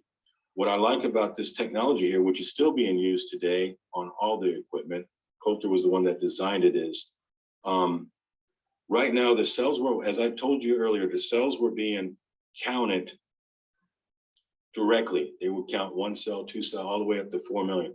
What this VCS technology does, it takes 3 different types of technology to analyze 1 cell. It has volume. That'll tell the computer, this is the size of the cell. Based on the size of the cell, it'll say like 36 femtoliters is a WBC, so it falls in there. Then it shoots RF conductivity through the center of the cell. And that does it through RF frequency. And then the laser also shoots through the cell, each independent cell, and does the scatter. And then based on the scatter, it helps validate that the conductivity report was correct on this, as well as the volume. So from there, it can say not only is this a neutrophil, but this is an eosinophilic neutrophil, because the more nucleus that it has in the center there, the more light scatter it causes. The more light scatter it causes, it's easier to identify the cell. and that's VCS technology. And before I flip to the next slide, I didn't get into the WBC side aperture. The WBC aperture also has red blood cells in it, but red blood cells cannot be counted for the WBCs. So what they end up doing is they put lyse solution into the WBC bath that hemolyzes the red blood cells. In doing so, not only do they get the white count, the actual number, the absolute number of the white count, but they're also able to measure the hemoglobin, which is the oxygen inside the blood. So the beautiful part about this is now when you're doing a CBC and diff, you're getting your RBC, your hemoglobin that lets you know the oxygen, and then your hematocrit, which is part of the oxygen too, and the RDW, which lets you know if your red blood cells are normal or if they have any variations of them, which would be indicative of anemia. So if you have a normal RBC, let's say of 5, your hemoglobin should be 15 and your hematocrit should be 45 on a normal patient. And so those 3 should always be in line. Now, if you get a cold agglutinin, which I'm not going to get into that too deep, that just means there's we have to warm that blood a little extra long to get the correct indices. That's what they're called, indices on the RBCs, hemoglobin, HCT, and then you have the MCH, MCHC. But that's just to let you know how many different tests. A basic CBC can let the doctor know about 40 different possible disease states or infections that you have altogether, and probably more than that at this point, but that's just for basic knowledge. And it'll also let the doctor know exactly where to start troubleshooting alone with a chemistry panel. So here's some counts that we get from the hematology analyzer. I listed them down. So I'm just going to let you know what this analyzer can tell a doctor. RBCs, and these are the normal ranges. If this falls low, it can mean you're anemic. Okay. WBCs, if it falls low, you can have some kind of bleeding disorder or a type of cancer. If it falls too high, you can have a type of infection or also a type of cancer, depending on how high it is. Hemoglobin lets you know if you're anemic, as well as I didn't put in the HCT on there, which falls along, should be 3 times higher. So MCV lets you know the size of the blood. So if you have macrocytic cells, it'd be 100. Now, something to understand from this, you can have people come from Canada and go to Florida in the wintertime and jump in the water, where someone who was born and raised in Florida would not get in that water. They said it's cold. That's because usually the further north you live, the higher your MCV. Your blood is thicker, so supposedly when you're up north than you are in more tropical climates. And that's actually true. It's not supposedly, it's true. This is your platelets. You got your platelet range 150 to 400,000. The reason why that's important, that can let you know if your body's clotting correctly or if you're having any bleeding problems. And that's what the instrument counts as well. NPV is the size of the platelets. On the right side, you see the differentials. You have your neutrophils here, which we discussed. 40 to 60% is normal. If that's high, it's indicative of bacterial. Lymphocytes would be indicative of viral. Now, in children up to 5 years old, if you notice they have runny noses all the time, sneeze and cough, they get exposed to more viruses. So theirs would be reversed. Their normal range would be 40 to 60% on lymphocytes, and neutrophils would be on the flip side of that. The monocytes, the eosinophils, and basophils hold to be true. Coagulation results. This is the PT that we discussed about still in hematology. PT is how fast your blood clots. Before you go to surgery, this is one of the tests they run, because if your blood doesn't clot quick enough, or if it clots too quick, they won't do a surgery on you. They want to make sure that you're safe to go into surgery. The PTT, the partial thromblastin time, that lets you know your bleeding times under the medicine that they gave you, if it was heparin, Coumadin, or Lovenox, as you see on the bottom here. And the INR is what doctors also order, which is international normalized ratio. It means if you get a PTT and it's 12.2, let's say that's a normal result, 12.2 seconds, it should be the same in another lab in another city. So they just want to make sure that's the same. That's a blue top, by the way, and it measures plasma. And then you got urinalysis. Urinalysis, they test for WBCs, RBCs, crystals, protein, creatinine, glucose, parasites, and HCG. What that lets the doctor know is if you have any infections, kidney problems, diabetes, pregnancy, and it goes even further. You can go into liver problems as well on that. So it tells you a lot more than that. But I'm just giving you guys the basics. And the reason why I'm letting you know this, you may be interested in one of these areas to work on equipment. Each area is very specialized on their equipment that they use. And you can work on more than one, but it's also good to be a specialist on one specific one instead of a generalist. Chemistry and toxicology in a regular hospital are usually in the same clinic. A chem panel measures all kinds of things. That's the generic state, and it covers everything. Within the chemistry panel is a liver panel. The liver panel measures your liver and lets you know if you have any liver problems, which are indicative from drinking, or it can also go from hereditary disease, fatty liver. And then it gets into more that if you have hepatitis, they'll do a hepatitis screen, but that's not awful. That goes into a different area there. You got your cardiac panel, which measures your AST, SGPT, and SGT, which will let the doctor know if you had a heart attack. And the good thing about that now is they got a test called troponin T. Not only can it tell you if you had a heart attack, but it can tell you when you had it. Sometimes you'll go to a doctor for a physical, not realizing you had a heart attack, and they'll pick it up and let you know.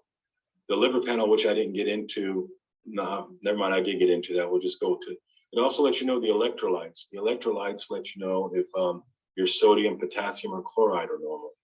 And then it does the kidney panel. So usually they run a urinalysis on you and there's something abnormal. They'll also do a kidney panel, which is your amylase, creatinine, and protein, let you know if you have any kidney problems. Then you have your lipid panel, which I don't know if you've ever been, we've all been to a doctor, I'm sure they'll say do a fasting before they draw your blood. It'll let you know if you have high cholesterol or if your cholesterol's normal, or if you need to be put on any kind of medicine.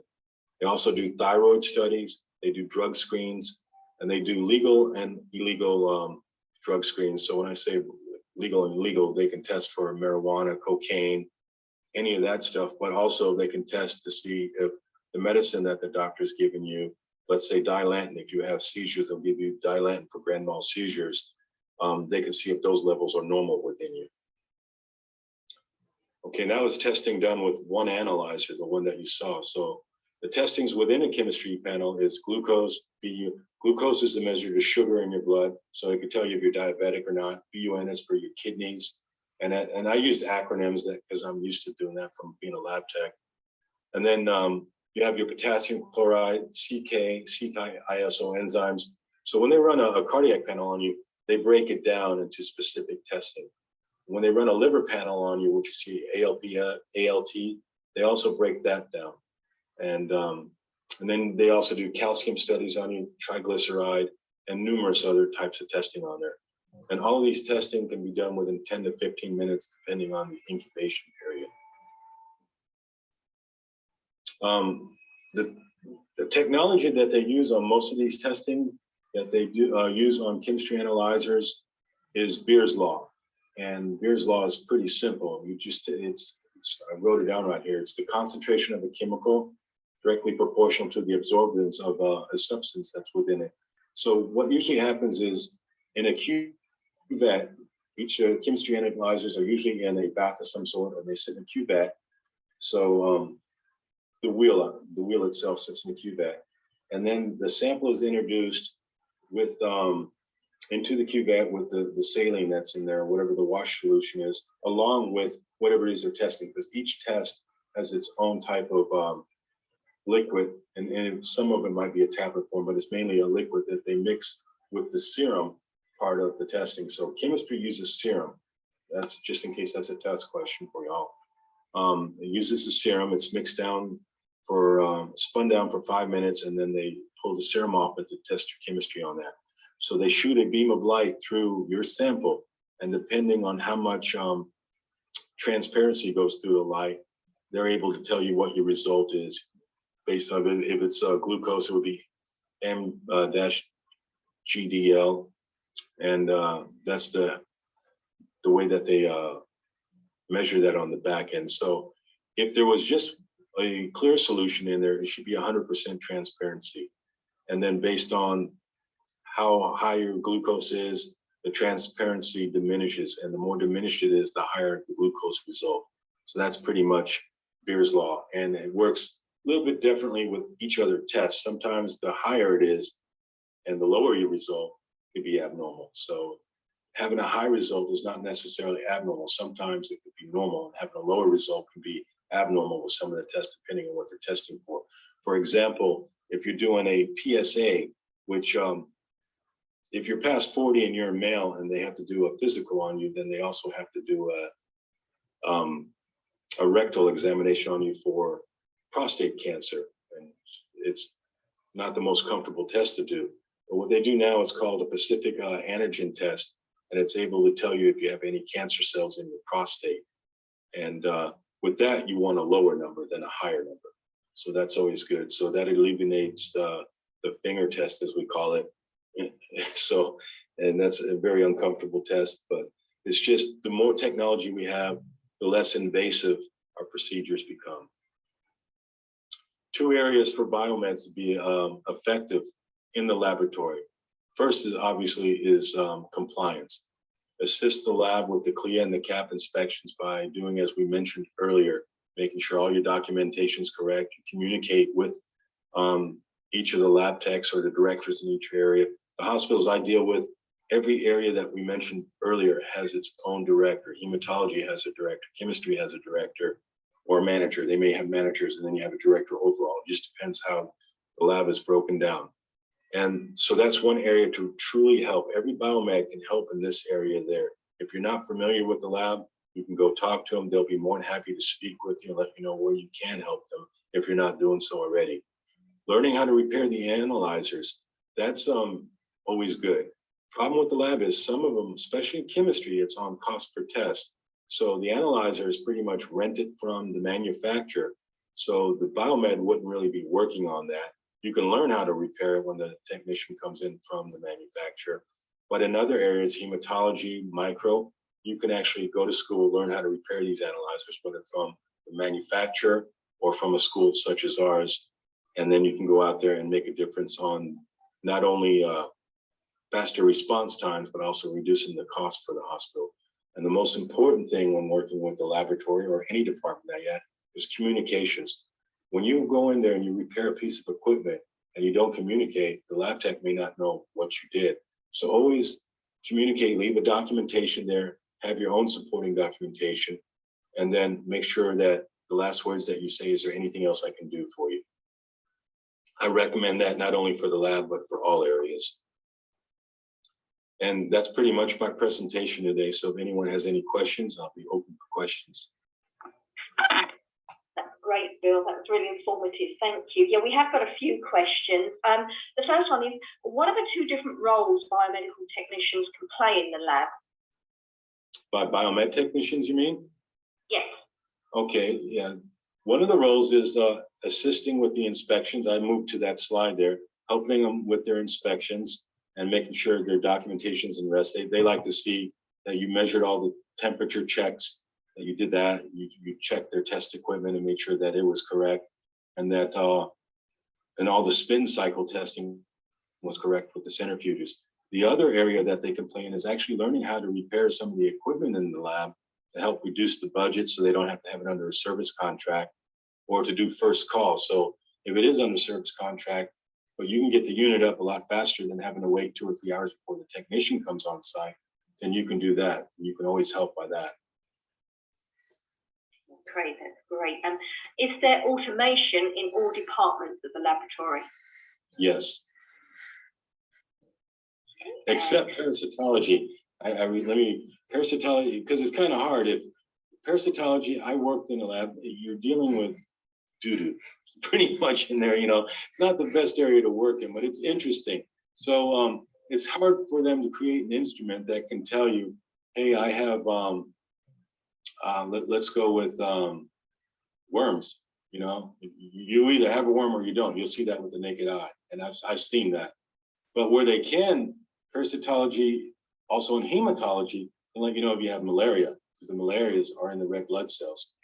So I would say yes, except for parasitology, as of right now. Except for, yeah, parasitology.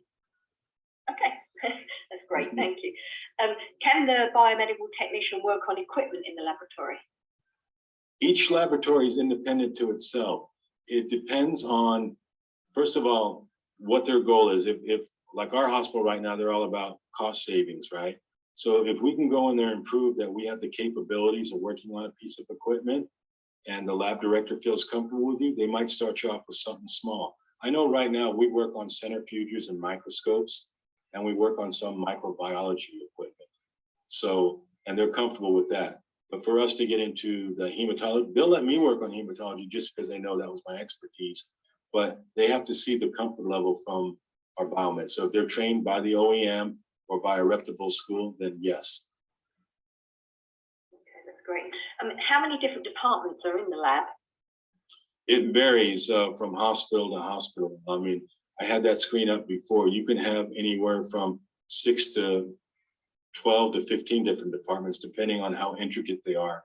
I mean, if you go to like a Johns Hopkins hospital, they may have 15, 16 because they have specialized research departments. So, and then you can have a stat lab, which I didn't get into. Most hospitals have a stat lab that's right next to the OR. And when you have a stat lab, they'll say, here's some blood cultures, here's a CBC and KIM panel, we need this stat, which means right away. And the turnaround time on that can be within 5 minutes, instead of having to wait a few hours. So. Okay, and I've got a question from an attendee asking, what is the difference between plasma and serum? Okay, plasma is spun down from the whole blood. All right, the plasma, what they, for the laboratory's sake and for automated hematology, we use plasma to measure the bleed time studies, the clotting factors for the patient. So serum is mainly used for all of the chemistry studies that we have there and the immunoassays, meaning like IgGs, hepatitis studies and stuff like that, whether you have hepatitis or not. And then the whole blood is used for the white cell counts and red cell counts and platelet counts. Great, thank you. Another question. Do you foresee CAP and CLIA allowing for an AEM program for low-risk equipment in the same way CMS allows for it through DMV and Joint Commission accreditation surveys? Wow, that's a very academic question there. So, but it's an excellent question. I do. If we can prove, without a doubt that what you're doing on an AEM is working, and you can back that up with supporting documentation, yes, eventually I do see that. Okay, another question is, which companies are willing to affordably train in-house and third-party biomed? And another part is, pretty much all of them provide everything needing to do PMs and repairs. I've had no problems with any of the companies to do that. It comes to a couple of things. Here's the trick. And I tell every time I work with a hospital, when the hospital's in the market for looking for a new analyzer, that's the best time to negotiate. The hospital can negotiate a service class for each piece of equipment they buy, regardless if it's lab, radiology, or anything. So it's the biomed's responsibility to make sure whoever is in charge, or if they're on a committee, to make sure that they negotiate the school with that. I highly recommend that every time anything's purchased. Okay, great.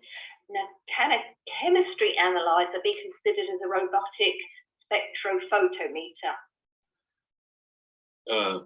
It could, if that's what it is. So, but we do have the spectrum. They use spectrometry in chemistry, by the way. I didn't get into that, but that's Beer's laws through spectrometry.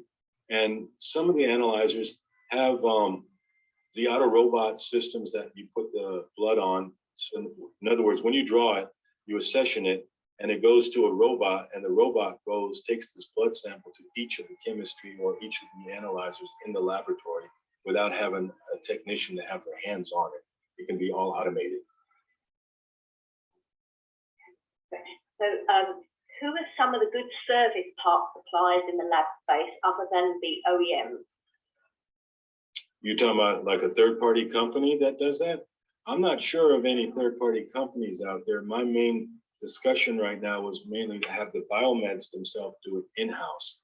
I'd have to do some research on that to see what third-party company laboratories are out there that do that. So, and then the reason why they used to have them, Well, as technology evolves, the sophistication of these units have a lot of proprietary information. So to be a third party, they look at you as in direct competition. But if you're working as a biomed specifically on the hospital that you represent, they don't look at that as competition. They're more willing to give that type of person, that service professional, the information they need. Again, that goes with the negotiations of purchasing the equipment.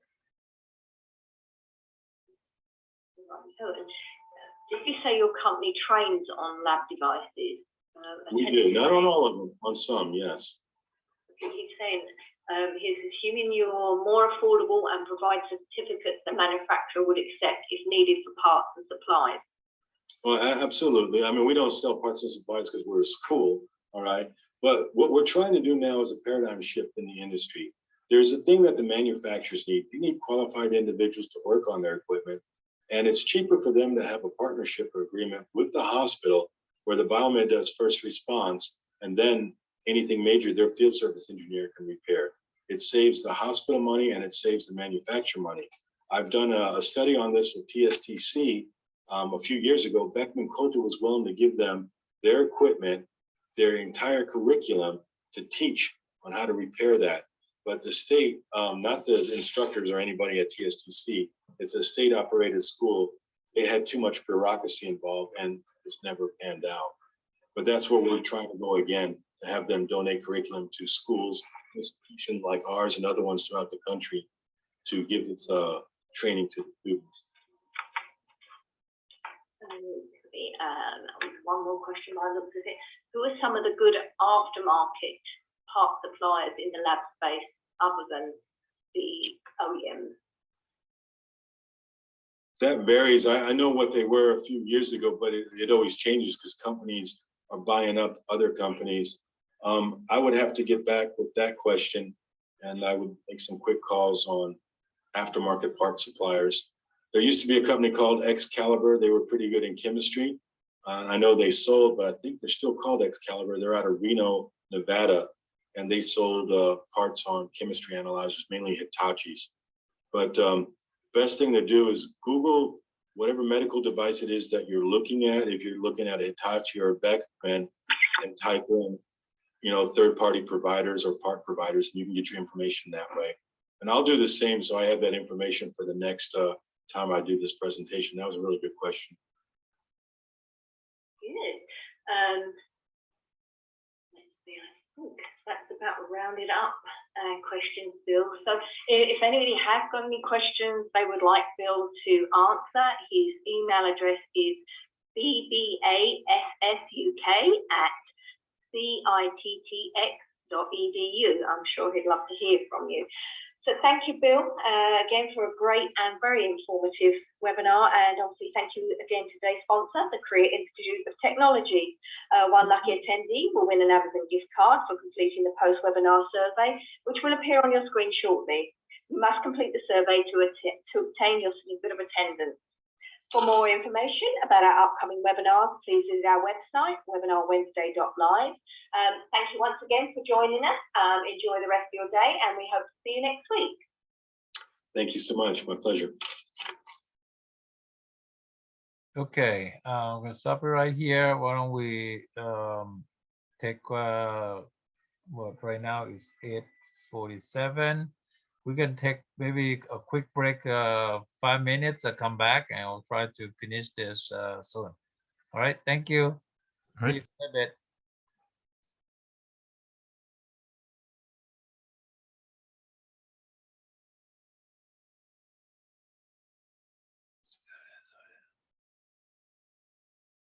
Lab performs routine histology, frozen sections, grossing, special stains, immunohistochemistry, and we perform autopsies. I've been in my current leadership role for 6 years and in the field for 12 years. I started as a generalist, working in the areas of microbiology, chemistry, and hematology, and moved over to the histology pathology field in 2011. I received my master's in 2012 and became supervisor in 2014. Our lab is both CAP accredited and receives routine inspections from New York State.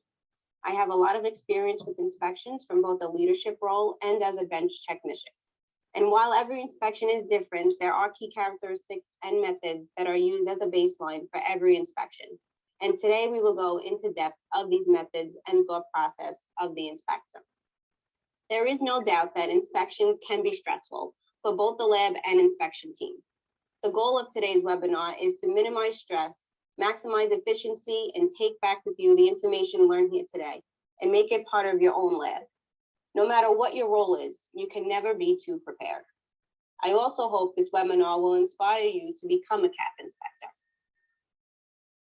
Our objectives for this presentation will be to help you prepare for CAP inspection from the perspective of the inspector, decrease the stress factor by being confident and knowledgeable, understand the areas that are most focused on and what questions are always asked, learn what the road approach is and how that is used by the inspectors, and help prepare not only yourself as a leader, but your team member to be able to engage with the inspectors and show that assurance.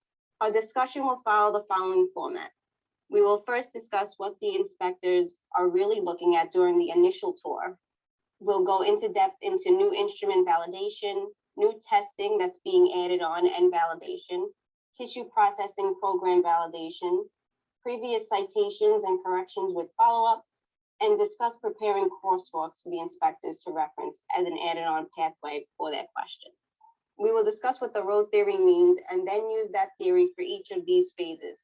So first we'll go into pre-analytical phase and we'll touch base on requisitions, specimen collection, accessioning, and referrals. The analytical phase, which would consist of policies and procedures, safety, proficiency testing, quality control, training and competency, instrument maintenance and calibration, and reagent validation. And finally, the last phase of post-analytical, which is the reporting, the corrected reports, critical values, your lab information system, filing and retrieval, and specimen retention. You are notified that the inspection team is on site and you're asked to arrive at the meeting site. You want to make sure that you are waiting for them. While inside, your heart may be racing, you're very nervous. Maybe this is your first inspection as a new supervisor or not really knowing what to expect. When you're waiting for them, it shows a sense of you're taking pride in what you want to accomplish and you want to learn. And you would just start by, they'll go around the room. Usually the leader of the CAP inspection will announce themselves, they'll announce where they're from. They will go into depth on, who will be working with who when they introduce themselves. When it gets to you, you want to keep it simple. You state your name, you say, how you can even say how long you've been in the field and that you're happy to welcome them in and you look forward to learning from each other. First impressions can steer the course of the inspection. So, if you have a supervisor coming in all disheveled and late, and it just leaves a really bad impression. So you would always try to make sure that you're prepared as best as possible. The next is the activity menu. So prior to inspection, the inspectors will have a roster of everyone along with your activity menu. So they usually prepare the days before based off of the activity menu.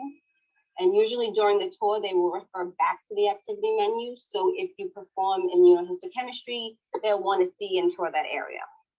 A common deficiency is the activity menu not matching what is actually being performed. So make sure it is up to date. One experience I had was our lab had we still do have two locations and we merged into one. So while the processes were in place and all my policies were revised, the activity menu was never revised. And luckily our QA manager sent out the activity list a month before the window opened and we caught it before. But it was a near miss and it could have been a deficiency. So even though the tour usually runs about 15 to 20 minutes, a lot of information is gathered during this time. While going through individual areas, the inspectors will ask you what you brought on board, if you brought any new instrumentation or any new testing. So for immuno, if you brought any new antibodies or special testing, maybe you got rid of some special testing, maybe you were doing it manually and you got a new special stainer that's now automated. So you want to make sure they'll want to see that and they'll look for it. So if you say you're doing something manually and then they tour the lab and they see that you're running something that's automated, You'll have to show them that validation. Also include the policy that goes along with the validation to not only show them, but check yourself to ensure you are following the policy. Also include a copy of the training and competency of the text in the binder. Being organized and having all information in a clear and upfront manner creates a positive atmosphere for both you and the inspector. What I tend to do is for each book, for each new instrument, any new validation has its own little binder. It doesn't have to be anything fancy, but it has a summary page. It has what the testing is, the policy and the competencies and the training of everyone. And it's in a little binder, and I have it waiting so that after the tour, they come into wherever they're going to be seated at, and I give it to them. Something else on the tour of safety. So while touring, the inspectors look to see if proper PPE is being followed, chemical storage, the labeling, the waste, where is it? Is everything capped correctly? Is there enough space where it's sitting in a tub so that if there's a leak in the carboy or anything, where is that going? All of that they look at, and you'll see them. Sometimes they jot notes, sometimes they just know what to eyeball. It also depends on the inspector. Some of them are they've been in this field, they've had so many inspections. Some are very new. Usually the newer ones have the notepad and are taking notes and writing everything, and you can pretty much gauge how they are based off of these tours. They also look at the air and hood safety check. So usually that has a little sticker on it. They might glance at that. The eye wash and shower logs, which should be posted by the areas. So that's always, we used to have it in a QC book, especially in the morgue. And one of the recommendations was, no, put it out there so you see, so you remind not only you, but your staff that I need to fill out this QC for the eye wash and the shower. And also just make sure it's always cleaned, it's wiped down. There's some, if there's any dust on it, make sure that that's all cleaned out. Temperature logs of whatever is posted. They'll go more into depth when you do the tracer, but for right now, we're talking about the tour, and this is what they tend to focus on.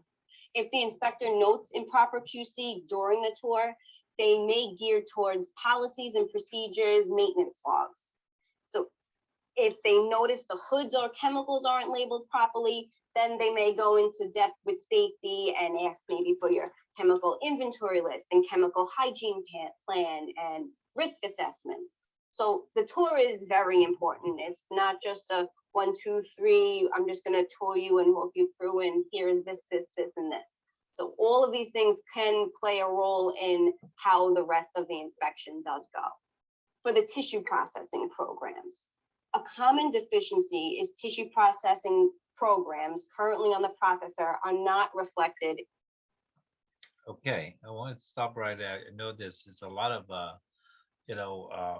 recommendations and detail for each programs and each department or each the sections in the clinical lab itself to do. But this is just to give the idea that each sections for the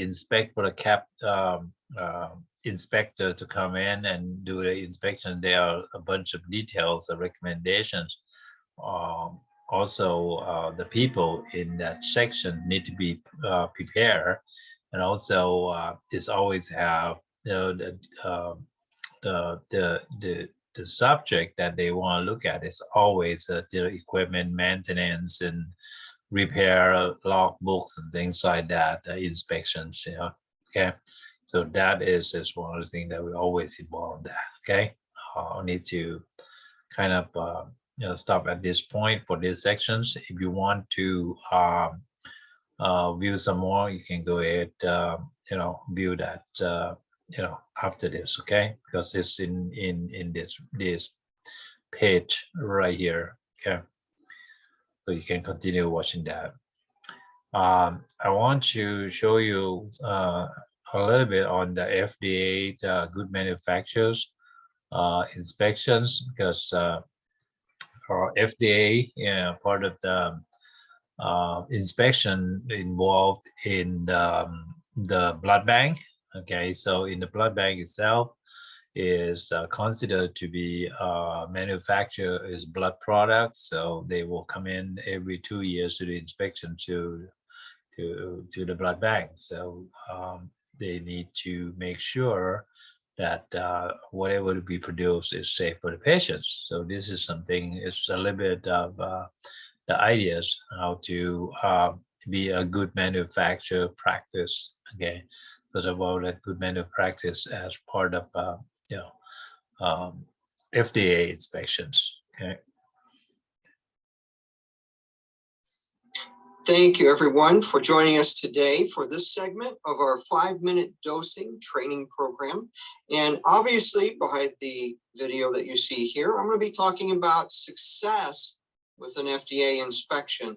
And I don't by any means want to signify that it takes a lot of hard work and you're hammering things out, but I can tell you it does take quite a bit of effort, and it is forged by fire for a lot of us, having gone through successful and unsuccessful audits, and it's just part of experience.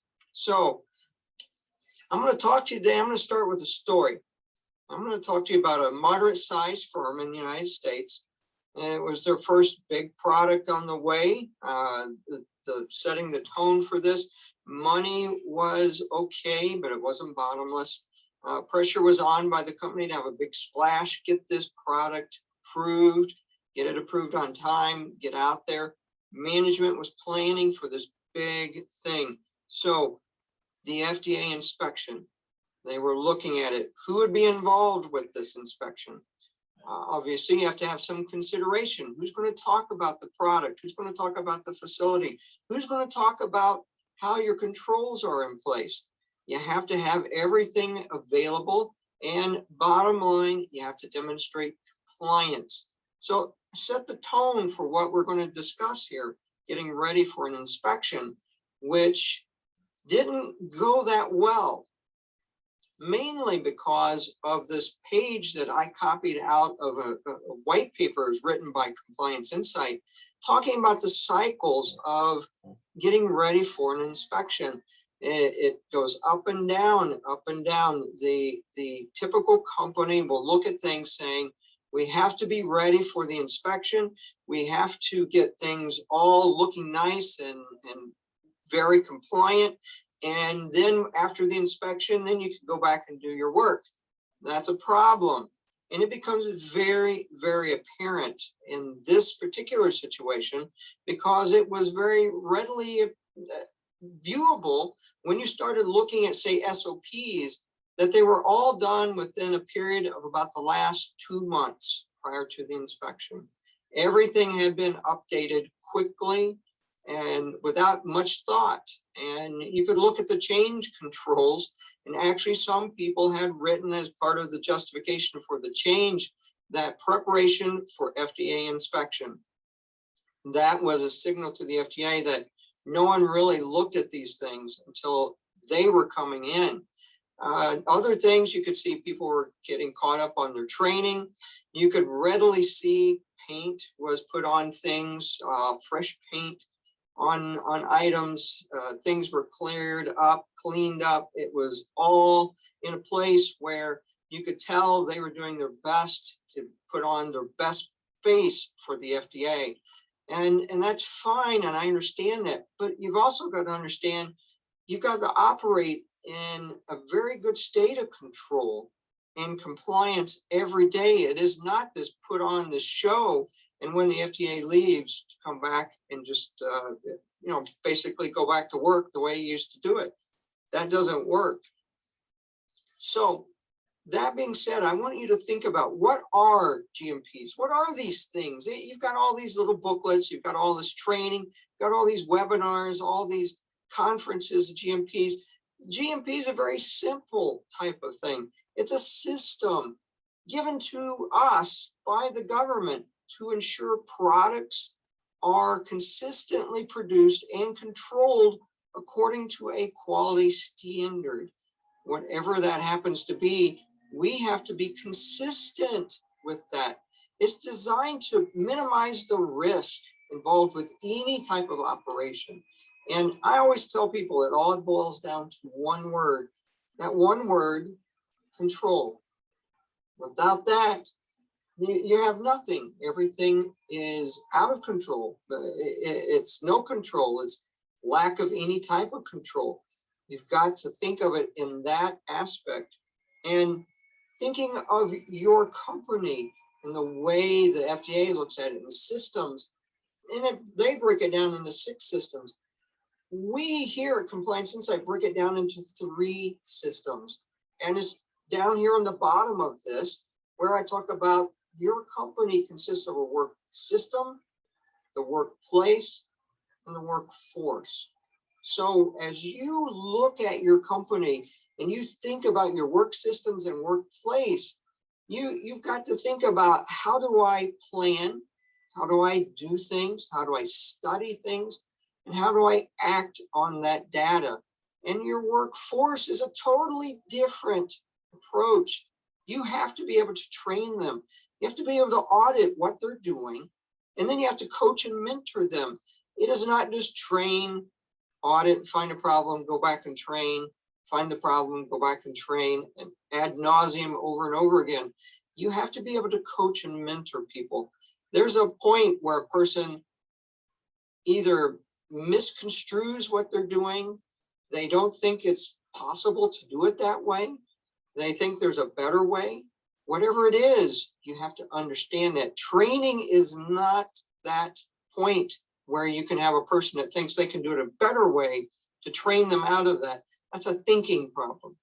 So with all that being said, I want you to think about this as you get ready for an FDA inspection and to have your success at that inspection. And I want to thank you for your interest in watching this. If you are getting ready for an inspection, or if you'd like to see this type of presentation given in a fuller length type of presentation. Okay, we'll stop right there. So the important thing is control, right? So it doesn't matter who get trained and things like that. If you have, control the risk on all of this process of things, what you do in that your department. Okay. The next thing is show you this is the Joint Commissions for year 2022. This is everything that every healthcare organizations have to adopt this and doing something about this, what we call the national patient safety goals, and be a part of the environment. We need to get involved in that also. So sometimes it might be equipment that we may have to work with the nursing staff to make sure that we got that national patient safety goal compliant with the Joint Commissions. Okay, see what we got in this year 2022 National Patient Safety Goal. Hi everyone, welcome back. Today I will be sharing with you what the Joint Commission Hospital National Patient Safety Goals are for 2022. The purpose of the National Patient Safety Goals is to improve patient safety. The goals focus on problems in healthcare safety and how to solve them. First is identify patients correctly. Use at least 2 ways to identify patients. For example, use the patient's name and date of birth. This is done to make sure that each patient gets the correct medicine and treatment. Improve staff communication. Get important test results to the right staff person on time. Use medicine safely. Before a procedure, label medicines that are not labeled. For example, medicines in syringes, cups, and basins. Do this in the area where medicines and supplies are set up. Take extra care with patients who take medicines to thin their blood. Record and pass along correct information about a patient's medicines. Find out what medicines the patient is taking. Compare those medicines to new medicines given to the patient. Give the patient written information about the medicines they need to take. Tell the patient it is important to bring their up-to-date list of medicines every time they visit a doctor. Use alarms safely. Make improvements to ensure that alarms on medical equipment are heard and responded to on time. Prevent infection. Use the hand cleaning guidelines from the Centers for Disease Control and Prevention or the World Health Organization. Set goals for improving hand cleaning. Use the goals to improve hand cleaning. Next on the list is identify patient safety risk. Reduce the risk for suicide. Prevent mistakes in surgery. Make sure that the correct surgery is done on the correct patient and at the correct place on the patient's body. Mark the correct place on the patient's body where the surgery is to be done. Pause before the surgery to make sure that a mistake is not being made. This is it for today. Thank you for joining me. If this video provided you any value, please consider subscribing to my channel. Okay, so you see that one of the things involved in biomed is on Including alarms. hand cleaning. On the Use the alarm goal- here, what happened is we do test many of the alarms on the equipments, and then we create a group, a team that actually makes sure that all alarm is setting properly as far as the audible alarms, and then make sure that all the equipment, what type of alarm we need to set, on the higher limit, lower limit, something like this to ensure that is alarm that it can hurt and responding is on time. What I mean is this is setting how we are setting that is correctly or not. Okay, something like that. Okay, on the equipment that we talk about patient care areas. Okay, so this is something that we probably involved in this heavily on this one. Okay. Professor, what do you mean by higher and lower limits? Higher on the lower limits. Okay, basically, like a EKG, if you have a normal heart rate, and then you say, well, if the patients, in the room, let's say my normal heart rate is 60 beats per minute, and then we Right. need to set as, let's say 40, and then it's high at 80, right? So what happened all of a sudden, my heart rate it dropped Right. at 40 or below 40, and that is going to alarms. All right. So is that proper? Okay, we come up with the committees, with the clinicians. They need to make sure that that's set properly. What I mean is when you set, let's say I have my heart rate is 60, and if they set 40, it's going to be too low. Well, is that a proper setting? Where is the backup information? Where's the clinical data, or information? What is the proper setting, right, for that individual? Okay. For example, that's the thing. Okay, this is the committees that have to get together. There's a lot more work than just when they say, okay, here this is national PACEPs, it's short, but the work that you're gonna have the hospital have to do is be a lot more than just okay. We have to we have to form the committee have to come up with the policy procedures, what department is going to do what and things like that. Okay, I can give you another example that I remember we do pulse oximeters, like alarm setting for a step down unit that have centralized pulse oximetry. And they say, okay, what is the lower limit of the pulse oximeters, for the patient? Because in the patient room, there's only pulse oximeters in the room. So, pulse oximeters, the people normally it's going to be about what, 97, 98, 99, something like that. And what is the lower limit? Okay, we gotta have the committee. We have a medical doctor, the nursing staff. We have a biomed, because we're gonna be the one who actually make sure we test it, and then at the limit that they're supposed to. So now with the clinician, with the clinical information, based on the best practice, to say, look, we should not set the alarm limit, lower alarm limit below 82%.